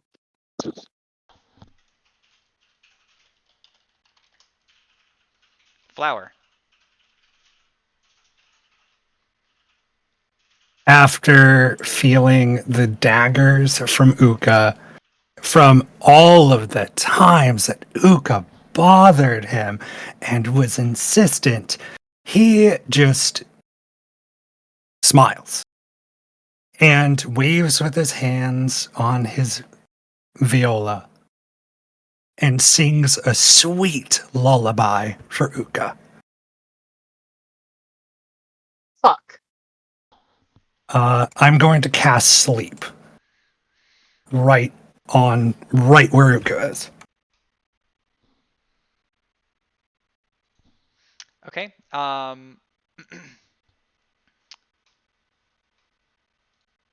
So 25 HP. That would probably be enough to put Yuka asleep. Yeah, Yuka is unconscious. Okay. I'd like to chime in real quick. It's Yep. a radius of 20 feet, so depending on how much HP Yuka has, any left over could affect so and so who's to the left there. Could possibly affect Flower, actually. If either of them have less than If the he remaining centered it on 30 me, in it could the affect Flower. How much HP does Flower have left? So, I mean, so yeah, you can't put yourself to Flower. sleep with your own thing, though. That's kind of silly. Yeah, so I think it's pretty reasonable to assume, Flower, why don't you ping where you would like the center of this 20-foot circle, and then maybe Seneca could go ahead and draw one on a roll 20. So it says creatures you Oh, never choose mind. within range. So Flower Okay, can yeah. ignore himself by default, or anyone else. Flower would ignore his allies. And himself, obviously. Okay, anything else, Flower? Flower is going to...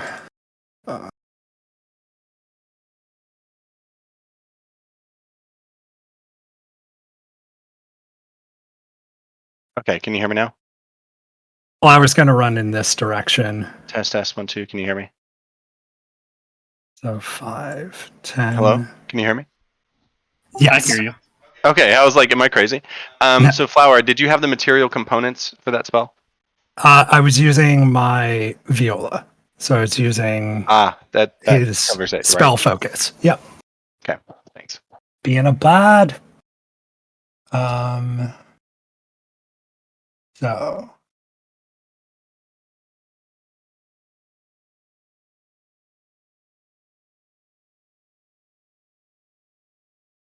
All right, he's going to move 5, 10, grab the rapier, and then move 5, 10. Right there. Okay.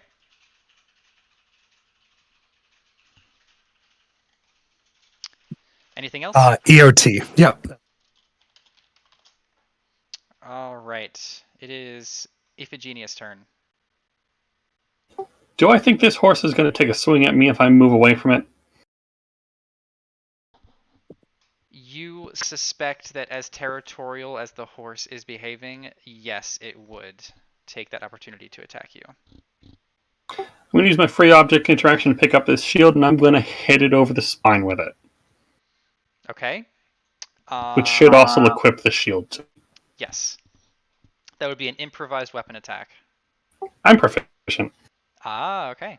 Then go ahead and make whatever attack that amounts to for you. Is it not an action to don a shield? Normally, yes. However, I noticed one of the rules is that if you use the object as part of an attack, it's counted as controlling it. You're controlling it, but you Right. doesn't You're seem like you not would using get it to as add it armor to your yet. AC. Right. That's fair. Right. Okay. So that will hit, and it will subtract 5 hit points.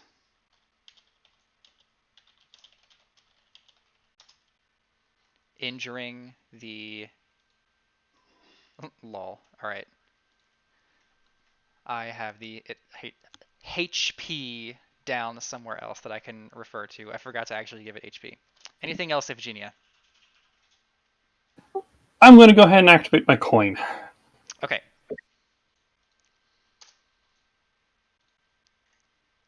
Go ahead and add those temp HP to yourself.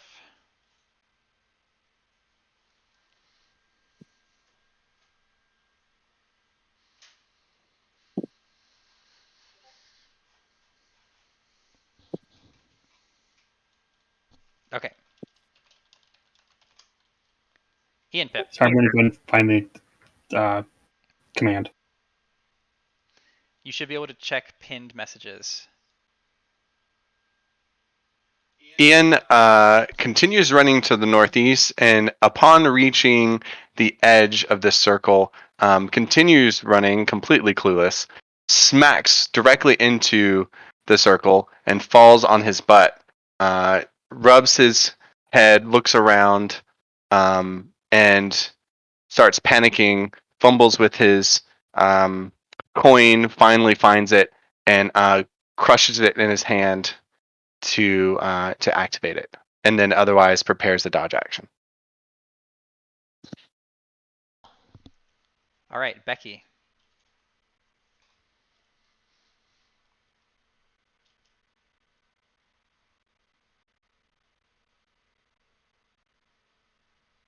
All right, was doing some quick mental calculations. All right, so Becky is going to use her free object interaction to grab the hand axe she is right next to. Okay. And then she is going to move over to Yuka and use her action to wake her up. Got it. That And explains why I that is couldn't move. something you can do for free without having to make a check, right? Yeah, it's just an action. Yeah. Okay. Anything else? One moment, quick check. Nope, that's it for Becky's turn. Okay. Kit. quick reminder, we are 5 minutes out from the hard stop. After that point, we will continue asynchronously, and there will be additional instructions on how that works afterward. All right.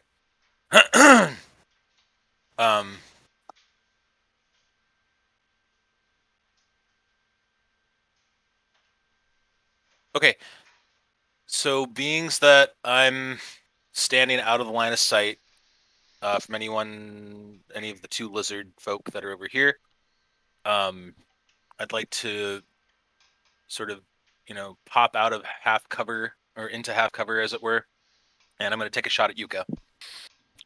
As I understand it, this should also proc sneak attack if I'm successful, since they just came to and are not seeing this coming.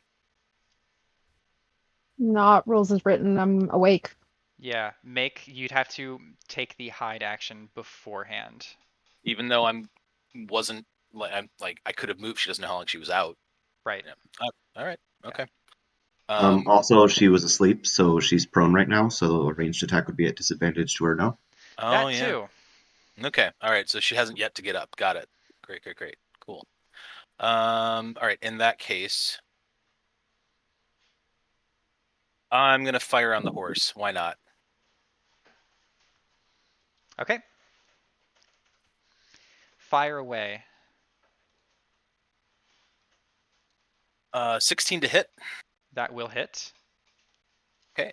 And since it is within, I do have an ally that's engaged with it already within 5 feet. That should proc sneak. I'm gonna be really mean. Technically, that is only for melee attacks as a rogue, I think. Oh, is it? I think. Um, Can someone remind It's me? not. Okay, It's ranged so as well. a ranged attack can also do that. All right. Never mind, Kit. I tried to Okay. screw you up, but I did not succeed. You deal 15 total damage. Perfect. Woo! End turn.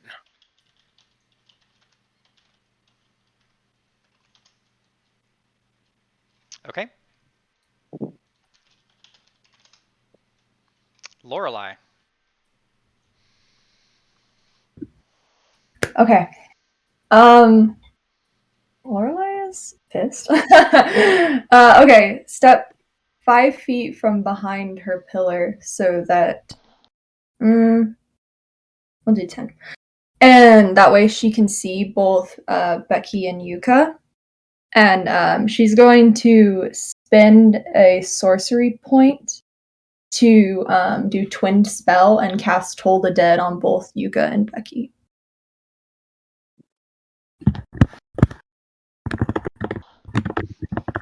That's How a do you wisdom have saving throw, sorcery right? points?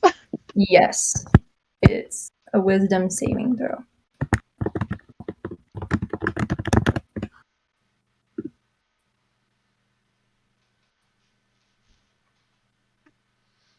So I don't know how to trigger a saving throw. Like I couldn't really find it on Avray. Go ahead and do this for me.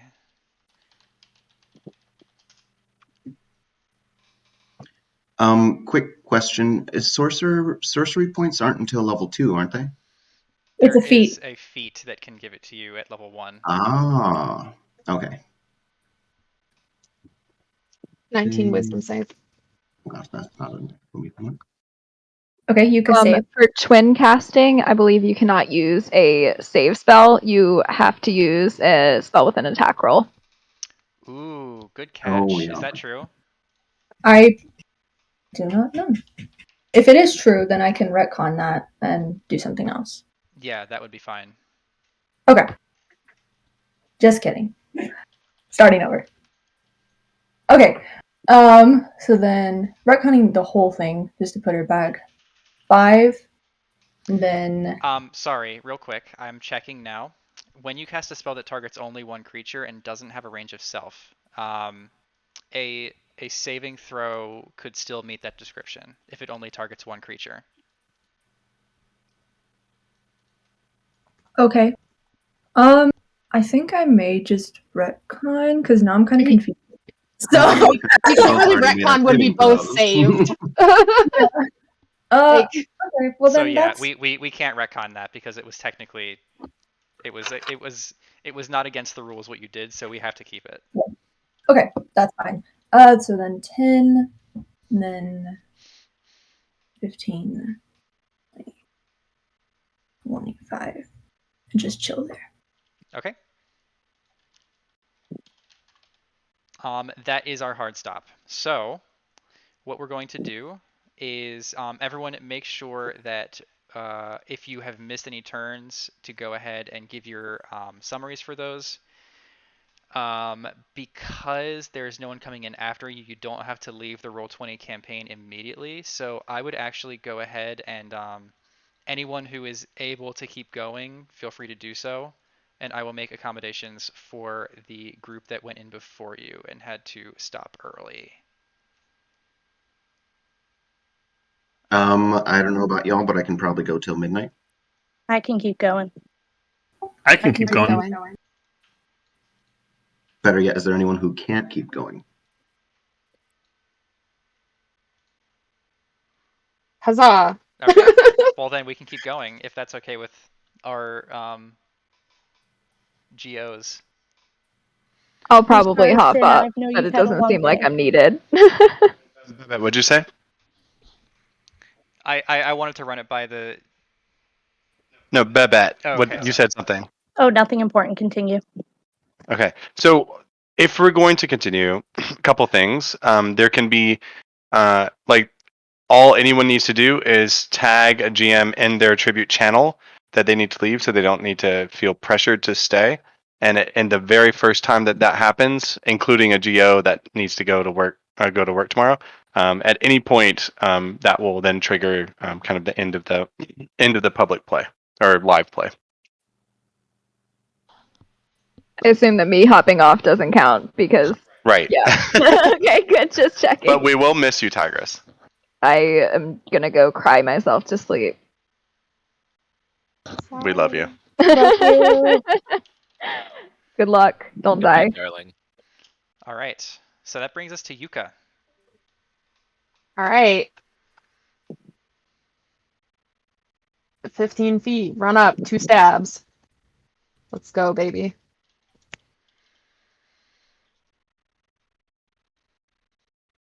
Oh, first she'll be like,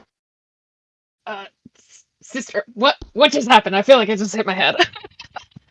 I can't do the voice. It's too late. I'm going, and she like shakes herself awake, looks around, sees that everything's still happening. She's not dead. Checks herself over real quick and hops up and goes like, time to stab.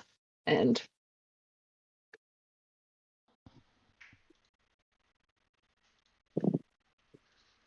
12 and a 13. A 13 will hit. Okay, that's 1 point of damage because my Avra hates me today. Oh no. Yeah. Okay, so just one. Yeah. All right, and I am going to run back away. So remember that standing up is half of your movement. Oh, fuck. Yep. No, you're right. I'm there. I'm vibing. I'm just chilling. I'm like, hey, Flower, what's up? What's good, Joe Biden? BT Dubs, your allies killed my girlfriend earlier, so sorry, but I'm gonna fucking kill you. All right. Anything else, Yuka? Nah, Okay. that's it. Babette. Okay. Babette is going to use the disengage action, and she is going to run away. Sorry, trying to get my.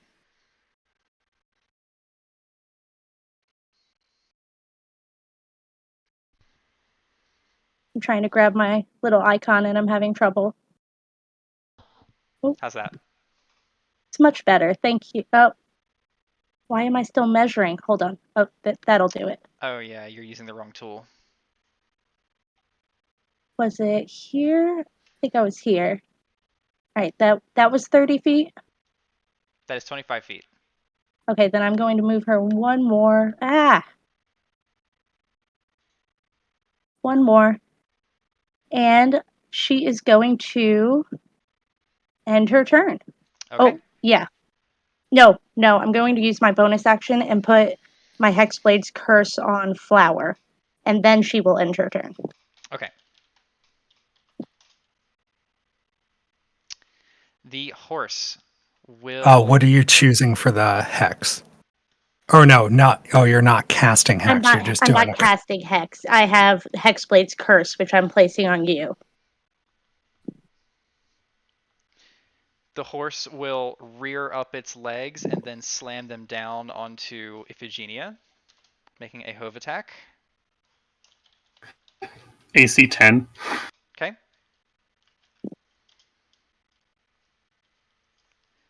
Meets it beats.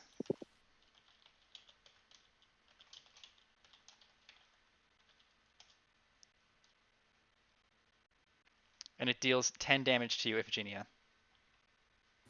Ouch. Ouchie, ouch. Cray.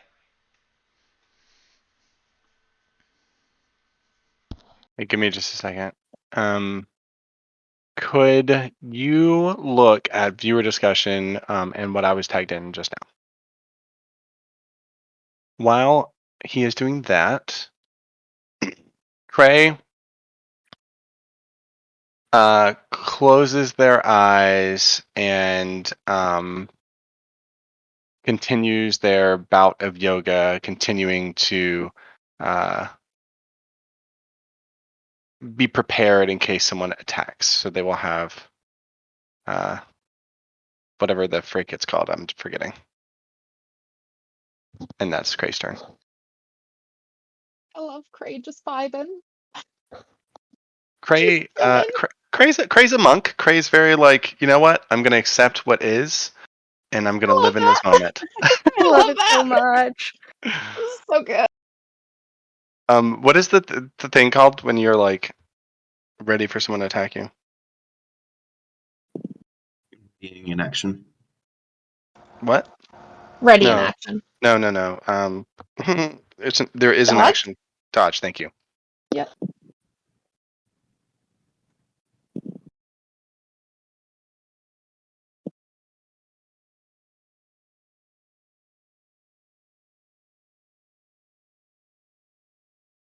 Give Seneca just a second.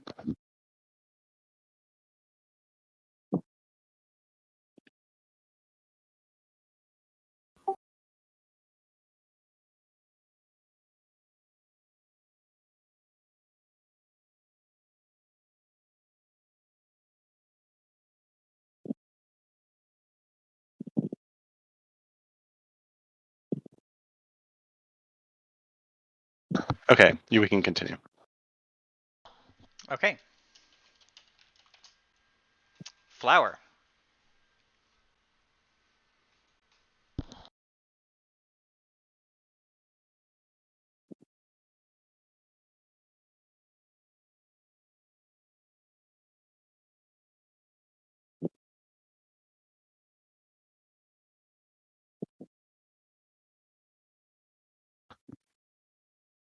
Flower.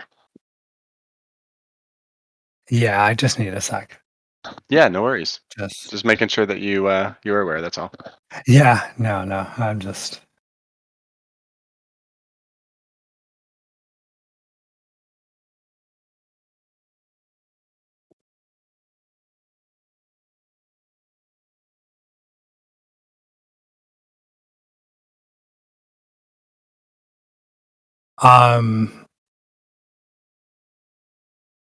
Yeah, I guess if it's not broke, don't fix it.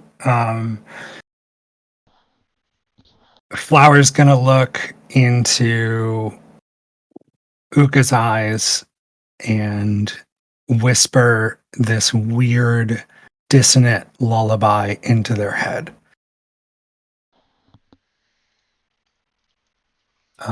Casting dissonance whisper, so I will need a wisdom saving throw from Uka. That is Yuka, by the way, the pronunciation. Oh, my apologies. No worries. Well. That's a 16. Okay, that is a pass. Sure, so at level 1. Yeah, so it's just going to be half of 9. Does it get rolled down or up? Everything is rounded down in 5e. Down. Yeah. Unless specifically stated otherwise. Unless, yes. Yeah. So it's 4? 4. Yeah. Right. So let's figure out how I damage myself. Yuka, use this. Thank you. Appreciate. Actually, I can just do it for you if you like. Yeah, sure.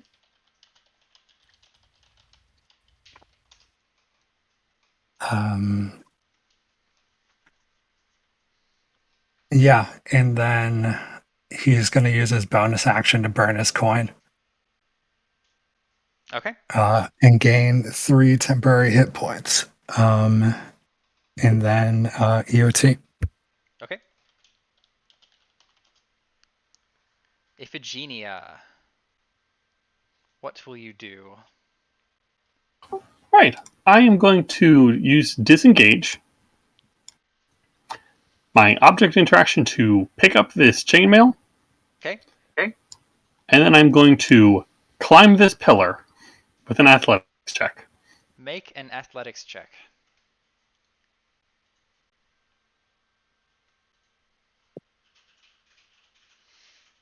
So disappointing. You give it a running start and you try and scale up the wall, but it's far too smooth, especially considering everything that you're holding in your hands for you to make it up onto the top of it. Am I at least like 5 feet up? No, you can't hold on to it with that check. Fair enough. You just slide to the bottom, yeah.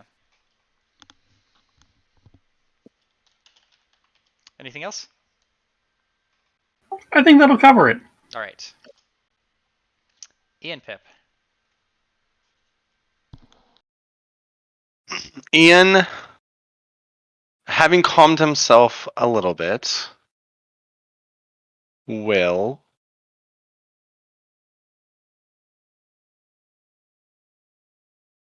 run. Hold on, let me use my arrow thing. Measuring tool, as it were.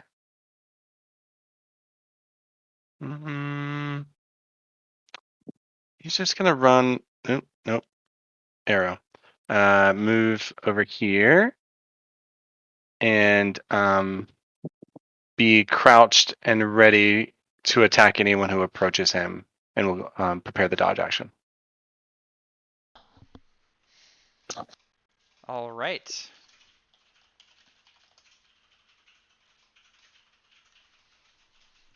Becky. All right, so Becky sees Yuka running into the fray. So she is going to back her sister up. She's going to move next to in melee position with Flower. And she has her hand axe in hand. She swings it down and follows it up with a bite against him.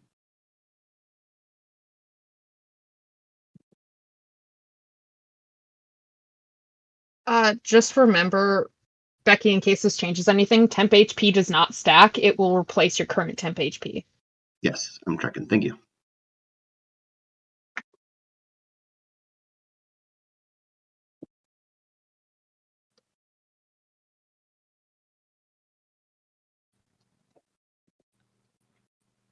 And that will be it for Becky's turn.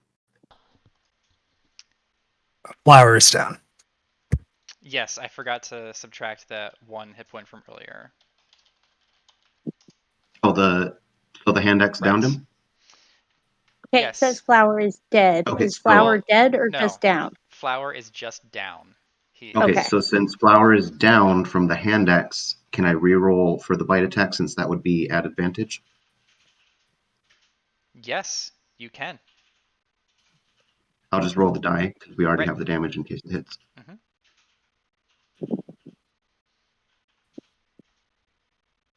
Okay, so then that is, and then I need to roll a d6. I don't need to roll a d6. Okay, So that's another 8 damage. Well, no, not damage. It's just against his death saves. Yes, so since you are 5 feet away from Flower, and you hit Flower with a melee attack, well, actually, it doesn't matter if it's a melee. It is an automatic critical, which results in 2 failed death saving throws. So that was not a good turn for Flower. Anything else? That is end of turn for Becky. All right, Kit. Okay, what does it look like to remove a weapon from a downed target? Flower drops anything he's holding. You don't need to, like, do anything special to grab it. Okay.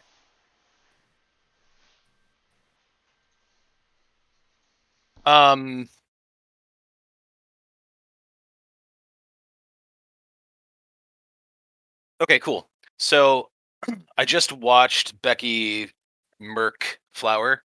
I am still holding the crossbow. So the obvious thing to do is to shoot at Becky.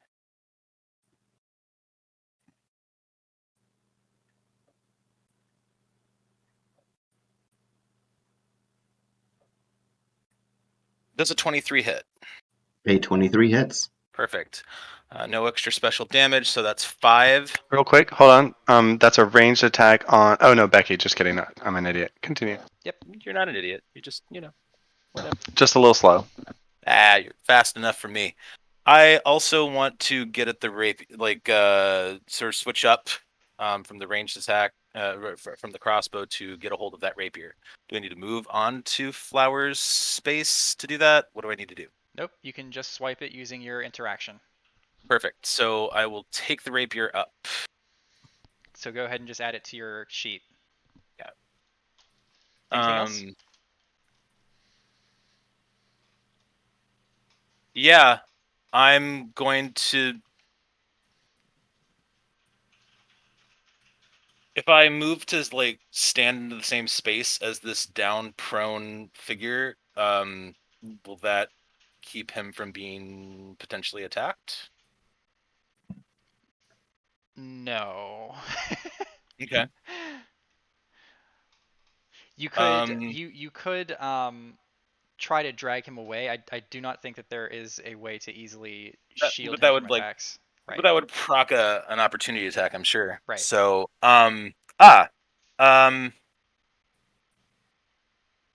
Wait, for Kite? She's not in melee with us, right? No. Pulling the body away from you, right? Yeah, pulling Flower's body? Yeah. Yes, yeah. And if an enemy leaves that square, even if they're unconscious, it provokes. Yeah. Yeah. Oh, okay. I think it counts as forced movement, actually, so that it wouldn't provoke. Right. I think That's I what I agree with thought. that. Okay. I refer to Seneca. Okay. Would So it what be do I an need? action to grab and drag though? No. It just has your movement. Yeah, kind of object interaction. Okay. How are we handling things like intimidation checks during PvP? We do not do intimidation, persuasion, or deception checks against other attributes for any mechanical benefit. Got it. Okay. So I figured that was the case, but I just couldn't quite hold it.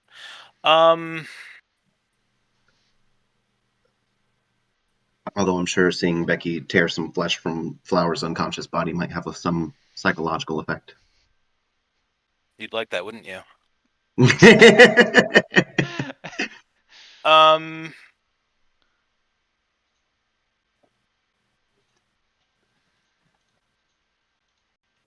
I'm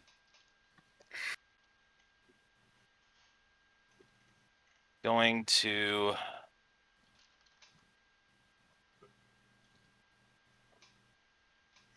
All right, so to pull and drag takes it halves movement, right? Right. So I could only move 15 feet with him, and then that would be it. Yep. Right. So can I pull drag him into the space I'm in and then step forward into where he was? Yes. Perfect. I'd like to do that, please. Okay. So you're switching places. Yep. Great. Cool. Anything else? You fucked with the wrong one. Go for it. That's it. End of turn. Lorelai. Yeah, Laura's not doing great. She's not doing great. Okay, she is going to cast Mage Hand to grab the short crossbow right here. Hold on, it's not letting me do the thing. This thing? Yeah, that's a short bow. Yeah, the short bow. That's what I meant to say. Sorry. Yep. She's gonna grab that, bring it back to her with her Mage Hand, and then Yeah, the mage hand only moves 30 feet per round. Yeah, I don't know that. I don't think that's going to be possible to get all the way there and bring it back. Right. Then I mean I can move myself closer. Yeah, you can like compromise the distance. Okay, hold on. I have to do. I don't use Roll20 very often. So you'd basically need to move 15 feet forward and use your mage hand. 10, 15, and then Mage Hand a factor. Yep. And then end of turn, having a small crisis. Okay. Yuka. I just want to clarify that the reason that Yuka has attacked is because their allies killed Rowan, and she wants Laura to feel just as sad as Yuka currently feels. Yuka, 23 out of 24 of these people are going to die. I know, but I feel bad about it. Yes. So I'm just gonna do a hot little skip around because I will not proc an opportunity attack because I will not be leaving Kite's threatened range at any point. And then I'm gonna stab Flower. Okay, roll an attack with advantage. I'm sorry. Wait, you can move through a hostile. She went through. She moved around you. Yeah. Yeah. Sorry, I'm hiding it, but it's like that. Right. Fair enough. Fair enough. I'm hiding so y'all can't see my plans. Okay. Attack. Oh god, I still have caps locks on. Attack dagger. Just a mechanical question. How did you do the turning arrow measurement? R.I.P. in pieces, Flower. I'm so sorry. So Flower, I think that is enough. So Yuko would look down as she says at him with tears in her eyes at having to kill a person she once considered a friend, and just says, "I show you as much mercy as they showed Rowan," as she stabs him. Flower, I know you're unconscious, but just in case, is there anything you can do to prevent this? Any Flower has special dropped from the voice chat. Oh, okay. Well, we will allow Flower ample time to describe his death in that case. And then we will sort that out. All right. And now that Flower is dead, I also regain 4 HP from having my Hexblade's curse on him. Okay. Go ahead and can add you those back guys to do yourself. that? Or, okay, yeah. How much was it? 4 HP. Okay, got it. Thank you. So I'm going to then attack Kit Kite with my dagger, which will proc sneak attack if I hit. Buttons in 11. Okay, that will not hit then. Yeah, I would have hoped so. And I will. So I've moved 15 feet. I'm good. I'll stay there. I guess I will move. Do you guys use flanking rules? No. Okay. Well, I will still just move stand over Flower's dead body. Okay. Babette. Okay. Babette is going to. I'm going to move some, so I have line of sight. So I have line of sight to Lorelei. I'm just going to move 5 feet here.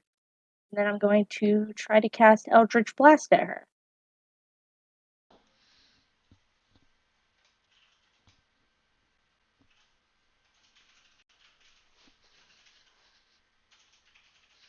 I don't know if a 14 would hit. Hits Okay. and deals 1 damage. 1 whole damage. Sorry, Lorelai. I know that hurt. The problem And with then cantrips. the problem with cantrips. And then I am going to. So I moved 5 feet. I'm going to use the rest of my movement to right over. Oops, wrong tool. Come right over here, and that will be the end of my turn. Okay. Horse. Horse, horse, horse. Horse, horse, horse. Yeah, I thought you might. Horses hover to you, and then horses you. You're making me hoarse. It will make a hove attack again.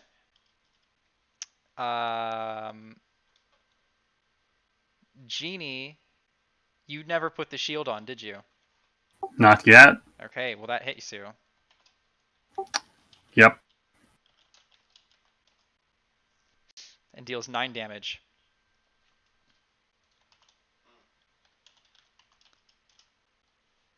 Cray.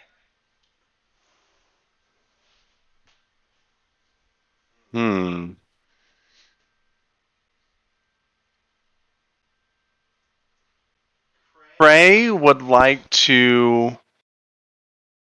Cray opened her eyes, glances up at these enormous 5s, and would like to try to figure out what they might mean. So, what should she roll for that? Intelligence, maybe? For what again? She's trying to figure out what the 5s mean. Yes.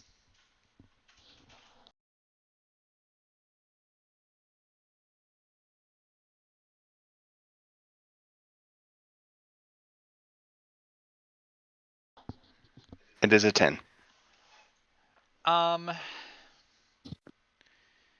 Cray cannot seem to connect the number 5 to anything that is currently happening. Got it. She will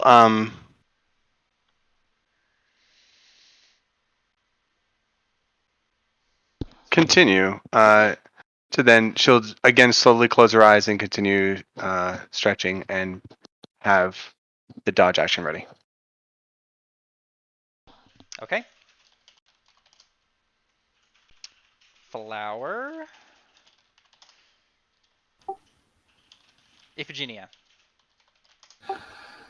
Well, I'm horse. I'm going to use the disengage action. And then I'm going to 2, 3, 4, 5, 6, and yell to Becky and Yuka to be careful because there's a horse chick coming at me. Would that provoke an attack of opportunity from Becky and or Yuka? I Nope, think if you I was disengage, you careful avoid about moving. all opportunity Okay, attacks. gotcha. And then I will use my action to don the shield. Can you disengage, which is an action? I don't think you can take Yep. another action. Yeah, you're right. I'm sorry. Someday you'll get that shield on you. I just want my shield. Anything else? That'll be it. Okay, Ian Pip. What is Ian Pip doing? Where even is he? 2 seconds. Who can know? Stop. I got you. Hold on. I need to know if any GMs are around to handle the things for Flower. Ooh, that's a great question. If Cinna is not online, it may need to wait. We'll figure it out. Okay.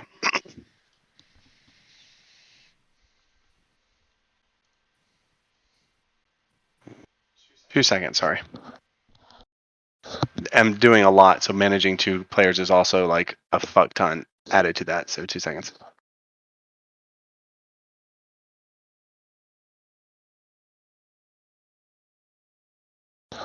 Okay.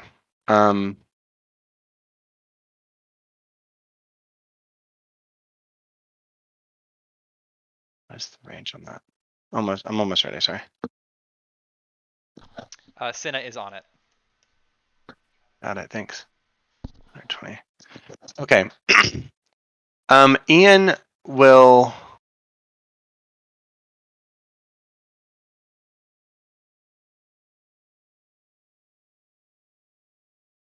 speak something under his breath to himself, point his finger at the horse,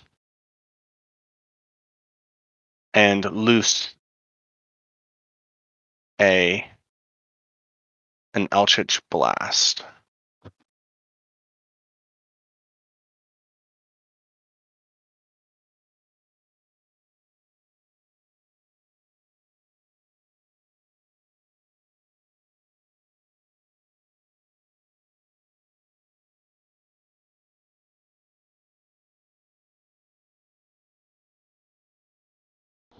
Does a 12 hit? Yes. What? Roll the damage. Oh, that sounded very unsure. Is that a like it's about to die? I mean, is it at least bloodied right now? It is dead. Oh my god. Really? Now? So here is what Stop, happens. Ian. All of a sudden, a bolt of energy arcs across the whole arena and pierces this horse through the neck, and it just like, you know, the impact pushes its center of gravity over, and its legs just kind of like fly out from under it. And all of a sudden, it emits a piercing red glow and converts into this like blob of glowing red energy, and then its shape changes into a battle axe.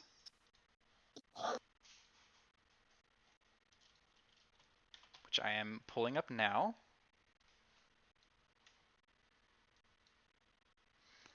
And that axe will clatter across the floor next to it. So temporary HP does not stack, correct? Correct. Got it. Yeah, whatever is That- that is new replaces the old. Got it. Okay, thanks.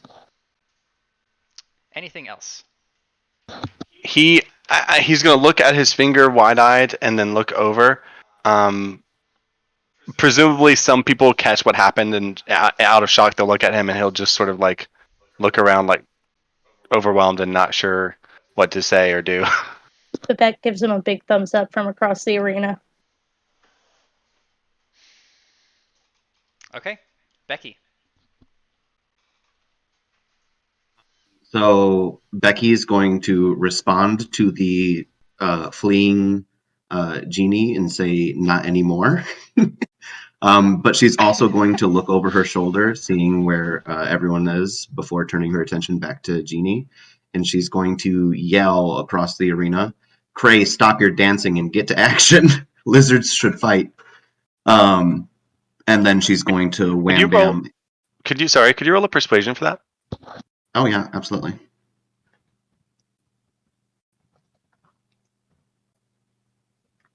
Okay, got it. Thanks. Charismatic self.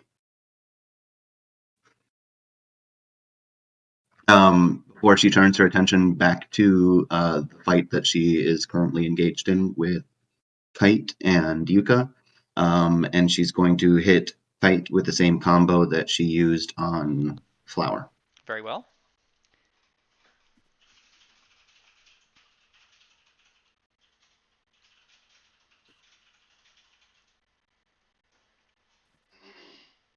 Okay, so we got 24 and 15 to hit.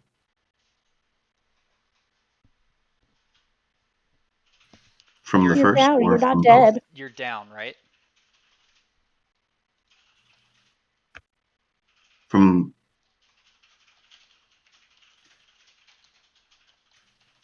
Which attack takes you down? Yeah. okay, the temp Did you HP add your status. temp HP to your character in the initiative? Yeah, okay. You're good. So you're just injured. No worries.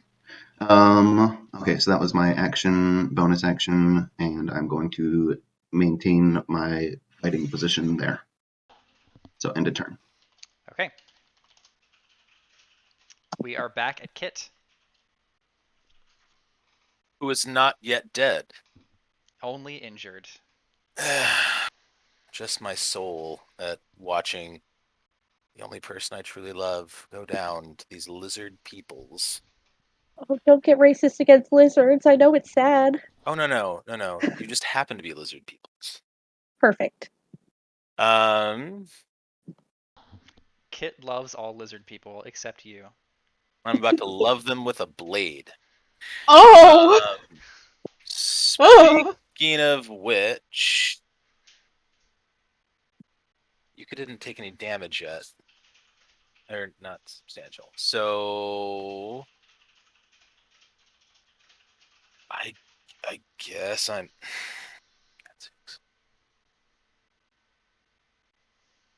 okay, I'm gonna take the disengage action. Okay. And get the fuck out of here. I'll try to.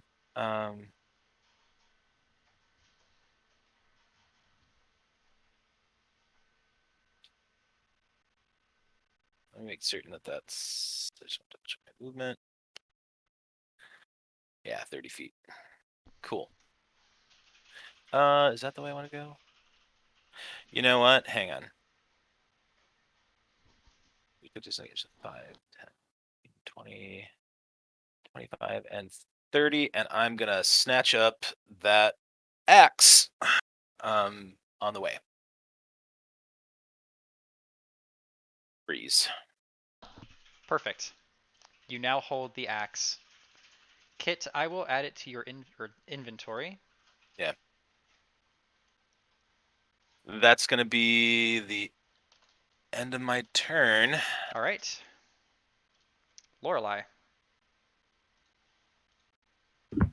Okay, 1 second. I have to pull my thing back up so I can read and do this at the same time. Okay. Lore is going to move 20 feet this way.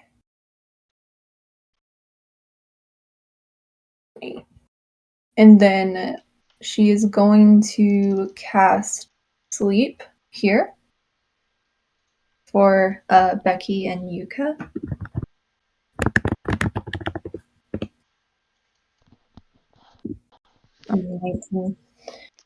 Does the hit points against sleep include temp hit points? It just says however many is how many hit points of the creature that affects it. It starts with the lowest and then goes to the highest. Okay. I believe it does. Yeah, I think that That- includes 10. I currently have those hit points. Right. So whoever the It might lowest become would. relevant since there are two of you. So yeah, whoever has the lower amount total. Okay, hold on. Oh, just kidding. This is from Stack Exchange, which doesn't mean anything really. Hold on.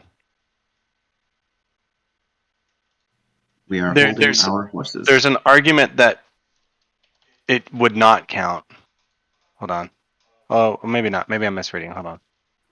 I spend a lot of time on D&D TikTok, and I also have played with quite a few different DMs.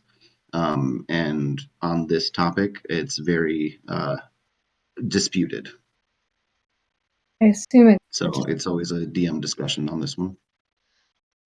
My inclination is to say that it would have to say otherwise. It should say specifically if it's not to include temporary hit points. Okay, yeah, that's fair. Yeah, I agree. Reasonable. Okay, which one of us has lower HP then? Because it's only going to target one of us. I feel like we should move to a separate voice channel to discuss that real quick. Or we can just send a here. Just Okay. type it in our alliance chat. Yeah, and we'll tag the GM. And we will be completely honest. I mean, the GMs can see it anyways. Yeah. We try. It's like it's not like we're gonna lie. While they do that, I have lower, so Yuka goes down unconscious. Okay. She's sleepy girl today. And then I'm going to bonus action cast Healing Word. You cannot cast 2 spells in one. What? It's a Yeah. bonus action. You can't cast 2 spells that use a spell slot. It is a weird exception in the rules. Okay. I'm sorry. It's all right. But I can use a cantrip, assumably. A bonus Yes. action cantrip would Yeah. count. Yeah. Okay. Then I will just hold it there for now. Okay. Let me navigate back here.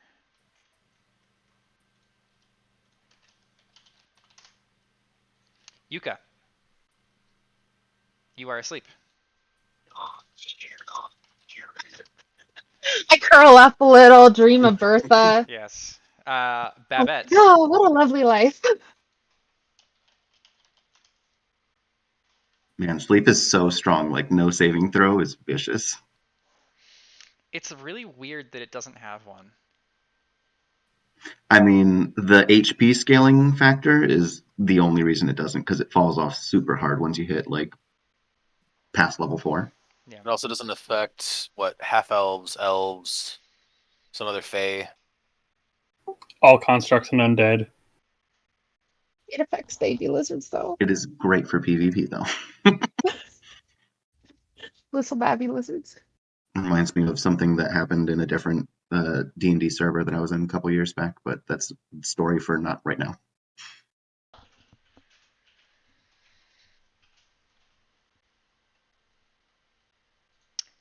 Babette, who are you attacking with Eldritch Blast? Sorry, I didn't realize my microphone was off. I'm trying to attack Kit. What? I don't know how to say Kite. your name. I'm sorry. I accept Kite, both. like flying kite.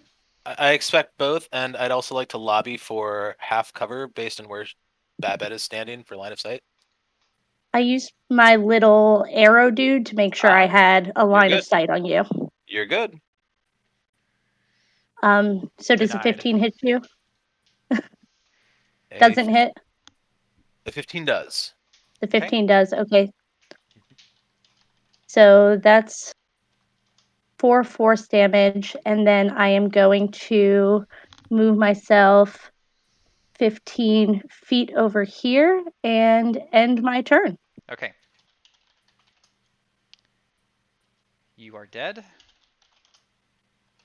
Who's dead? Not you, sorry. The Oh, horse.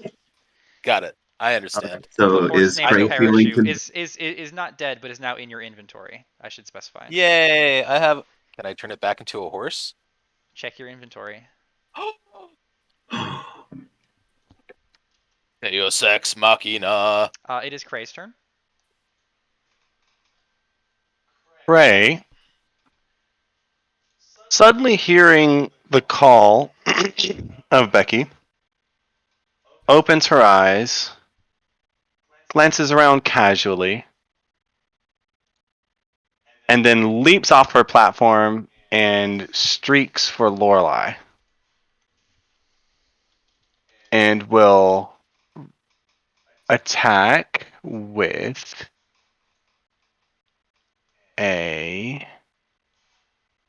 with 2 unarmed strikes.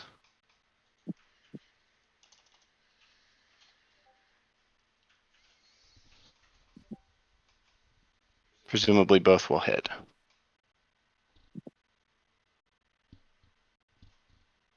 Yes. Okay. Those should both be 1d4 plus 2, I think. Yeah, you're right. I'm just working on. Oh, good lord. So that'd be 12 total. Right.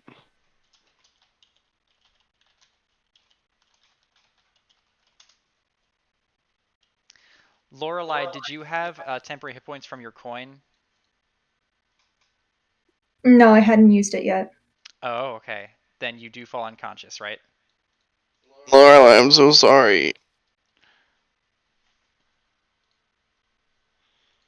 Does that put you negative your max HP? That has to be damage while you're. No, I'm still fine. I'm making Okay. death saving throws now. Got it. Yeah. Anything else from Cray? Let me think.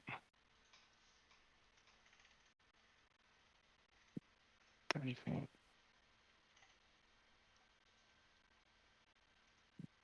1, 2, 3, 4. Gray will then back away, looking a little overwhelmed. She will back away. Iphigenia.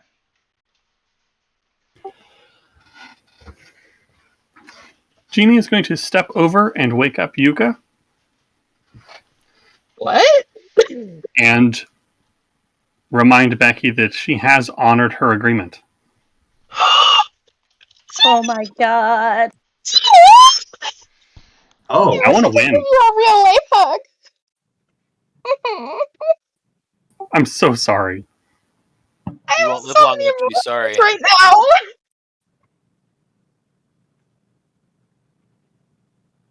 Becky will respond when it's their turn. That's fair. Does Jeannie do anything else? I will equip my shield finally.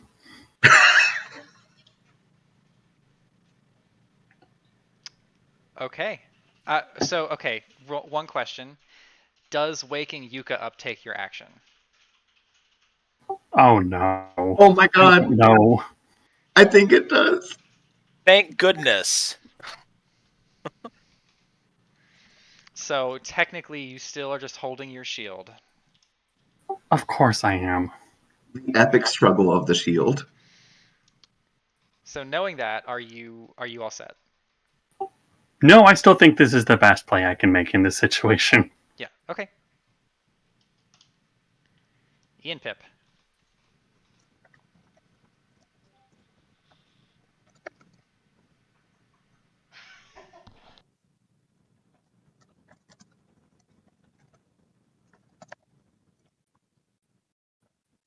He looks at his finger curiously and will cock his head to the side and point it at the barrier that surrounds the area to see if it does anything. It will zap across against the barrier and diminish. And Ian Pip curses himself and then looks out over the field. All right. Becky. Becky says, "Your memory serves you well since you swore upon it." And she gives you a look of thanks before she turns around and heads off to Kite, which is, how far is that? 20 feet? Okay.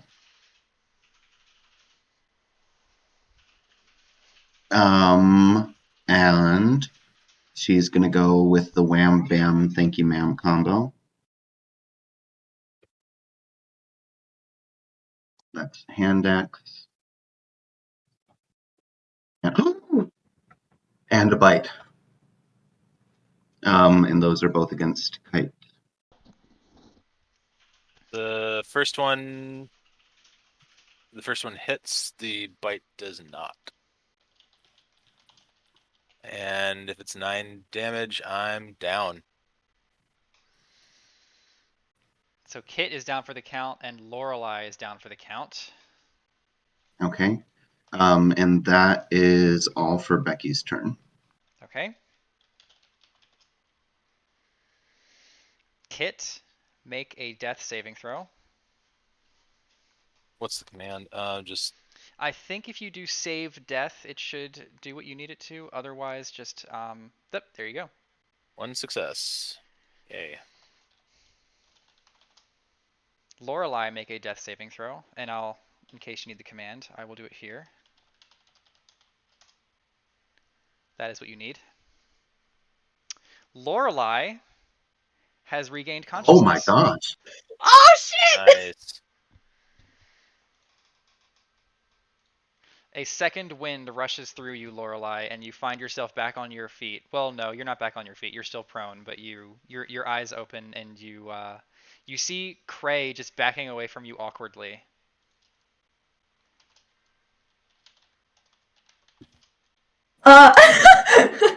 And I think that's at the end of your turn, so you can't actually do anything yet. That's fine. I'm just gonna lay there and be like, "Oh my god, I just died." Yuka. Still asleep. All right. I'm not so- asleep. I'm awake. Oh, Jeannie just that's right. woke me. That's right. quick Can I assume interjection. that Jeannie will not take an op attack if I leave? You can't assume anything in here, girl. I'm gonna leave, and I'm going to. You know what?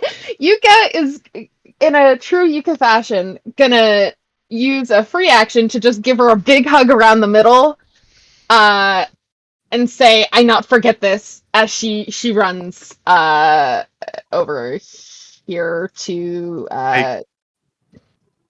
Kit. Go ahead. The 9 damage from hand axe dropped height, so same situation with flower. The bite would be at advantage, yes. So can I roll for that? Yes, go ahead.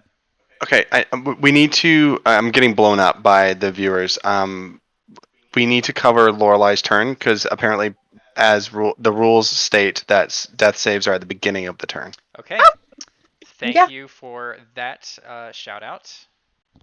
And then we'll do that. Actually, why don't we rewind back to Becky's turn first, because Becky should have gotten advantage for the bite attack, and Okay. the second attack would have hit, which does result in 2 failed death saves for Kit. So that I'm happens. sorry. Wait. How did the bite land? I'm missing that. So because the axe attack downed you, you were then prone and unconscious. I didn't see the roll. Sorry, I didn't see the roll. Yeah. So all right, that makes sense. Right. So you now have 2 fails and 1 success. Then Lorelei, on your turn, would be after this happens. You regain consciousness at the start of your turn, and you can take your full turn. Fantastic. Okay. She's gonna cast healing word on herself. Not even getting up yet. She's just laying on the ground. And get back. Hold on. I'm at 1 HP, correct? And then 4. And then so half movement to get up, so that's 15. Yep. And then she'll move 5 and 15 to start heading away. All right. Do that. Now we fast forward to what Yuka is doing. Yeah, so Yuka's gonna run over here. Jeannie, if you're gonna op attack me, I welcome you to do it. No, I gave my word. Okay, I love you. I want to send you like cookies or something. Yeah, Yuka's gonna take an attack, dagger attack. Okay. Okay, that's a 12 to hit. Does that hit Kite? I don't think it does, actually. 13 AC, but I mean, I thought. No, I have advantage, so it doesn't hit. So If I'll Yuka doesn't I'll take hit my with bonus advantage, action. it doesn't hit even though you're down. Yeah. Motherfucker! Sorry. It still doesn't hit. Oh, Excuse me. I just realized you're on Twitch. I'm so sorry. Oh, I don't care. No worries. Yeah, it's fine. Okay. The Geos swear like sailors. Okay. I just didn't mean to scream it. I'm glad you did. Even Yuka goes up and just takes 2 things and goes, "Are these daggers broken?" Basically, that's what happened. Yeah, that's You definitely fumbled your daggers. yeah, that I try and go, I drop them, I pick them back up. I'm like, what the fuck? Feel a little sleepy from your nap. I'm very tired. I fallen asleep Okay. twice. So who's that's- up? So, Beck or Yuka, does anything else happen during your turn?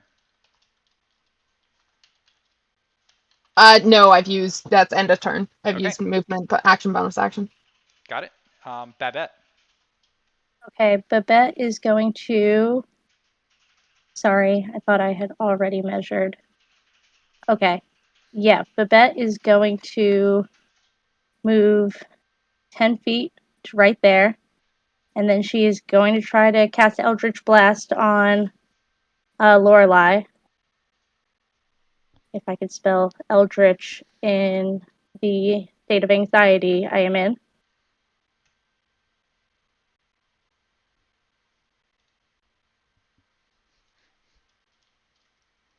$16 to hit, 6 damage.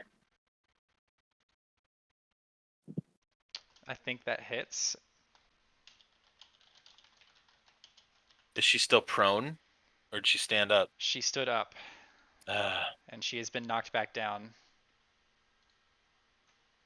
And then I am going to stay exactly where I am and end my turn.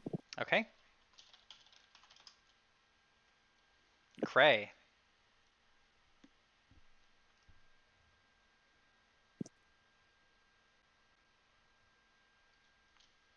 Ray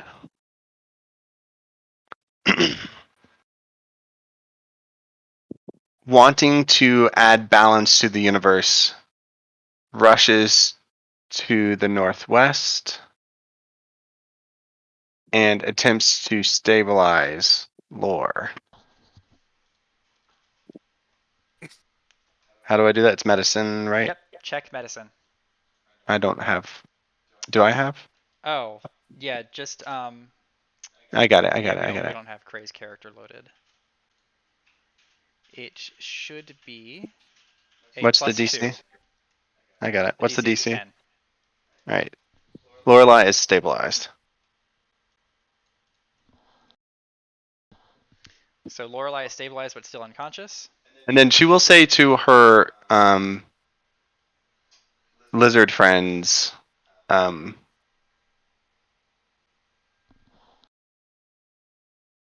something like, "Let this one live to keep the universe still." Okay. Basically, NPC doesn't want to be responsible for a player's death. Iphigenia. I'm going to go ahead and equip my shield since I have a free moment. Are you sure? I'm really not. I'm going to move behind this pillar, and I'm going to pick up Flower's pack. Okay. The Entertainer's Pack. Yep. Okay.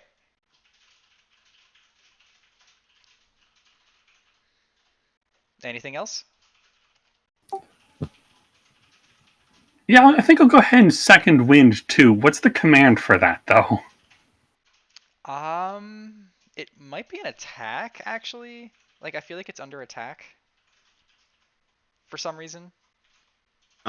It's a very weird one on Avray. It's best just to do it manually. Yeah.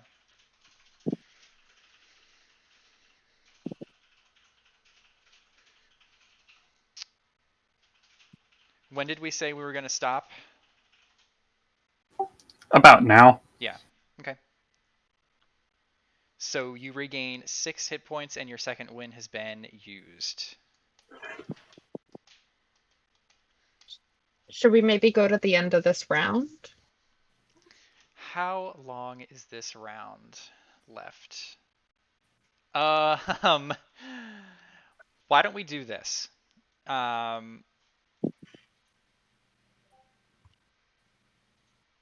But we have Ian Pip coming up next. Why don't we get through Ian Pip and then anyone who is able to can continue asynchronously. Okay. Until Cray's turn.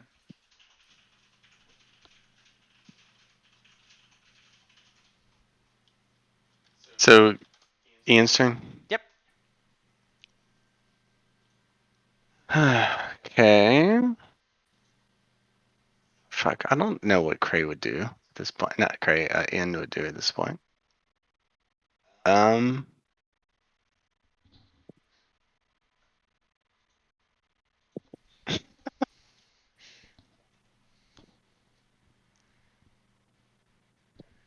He will use his dash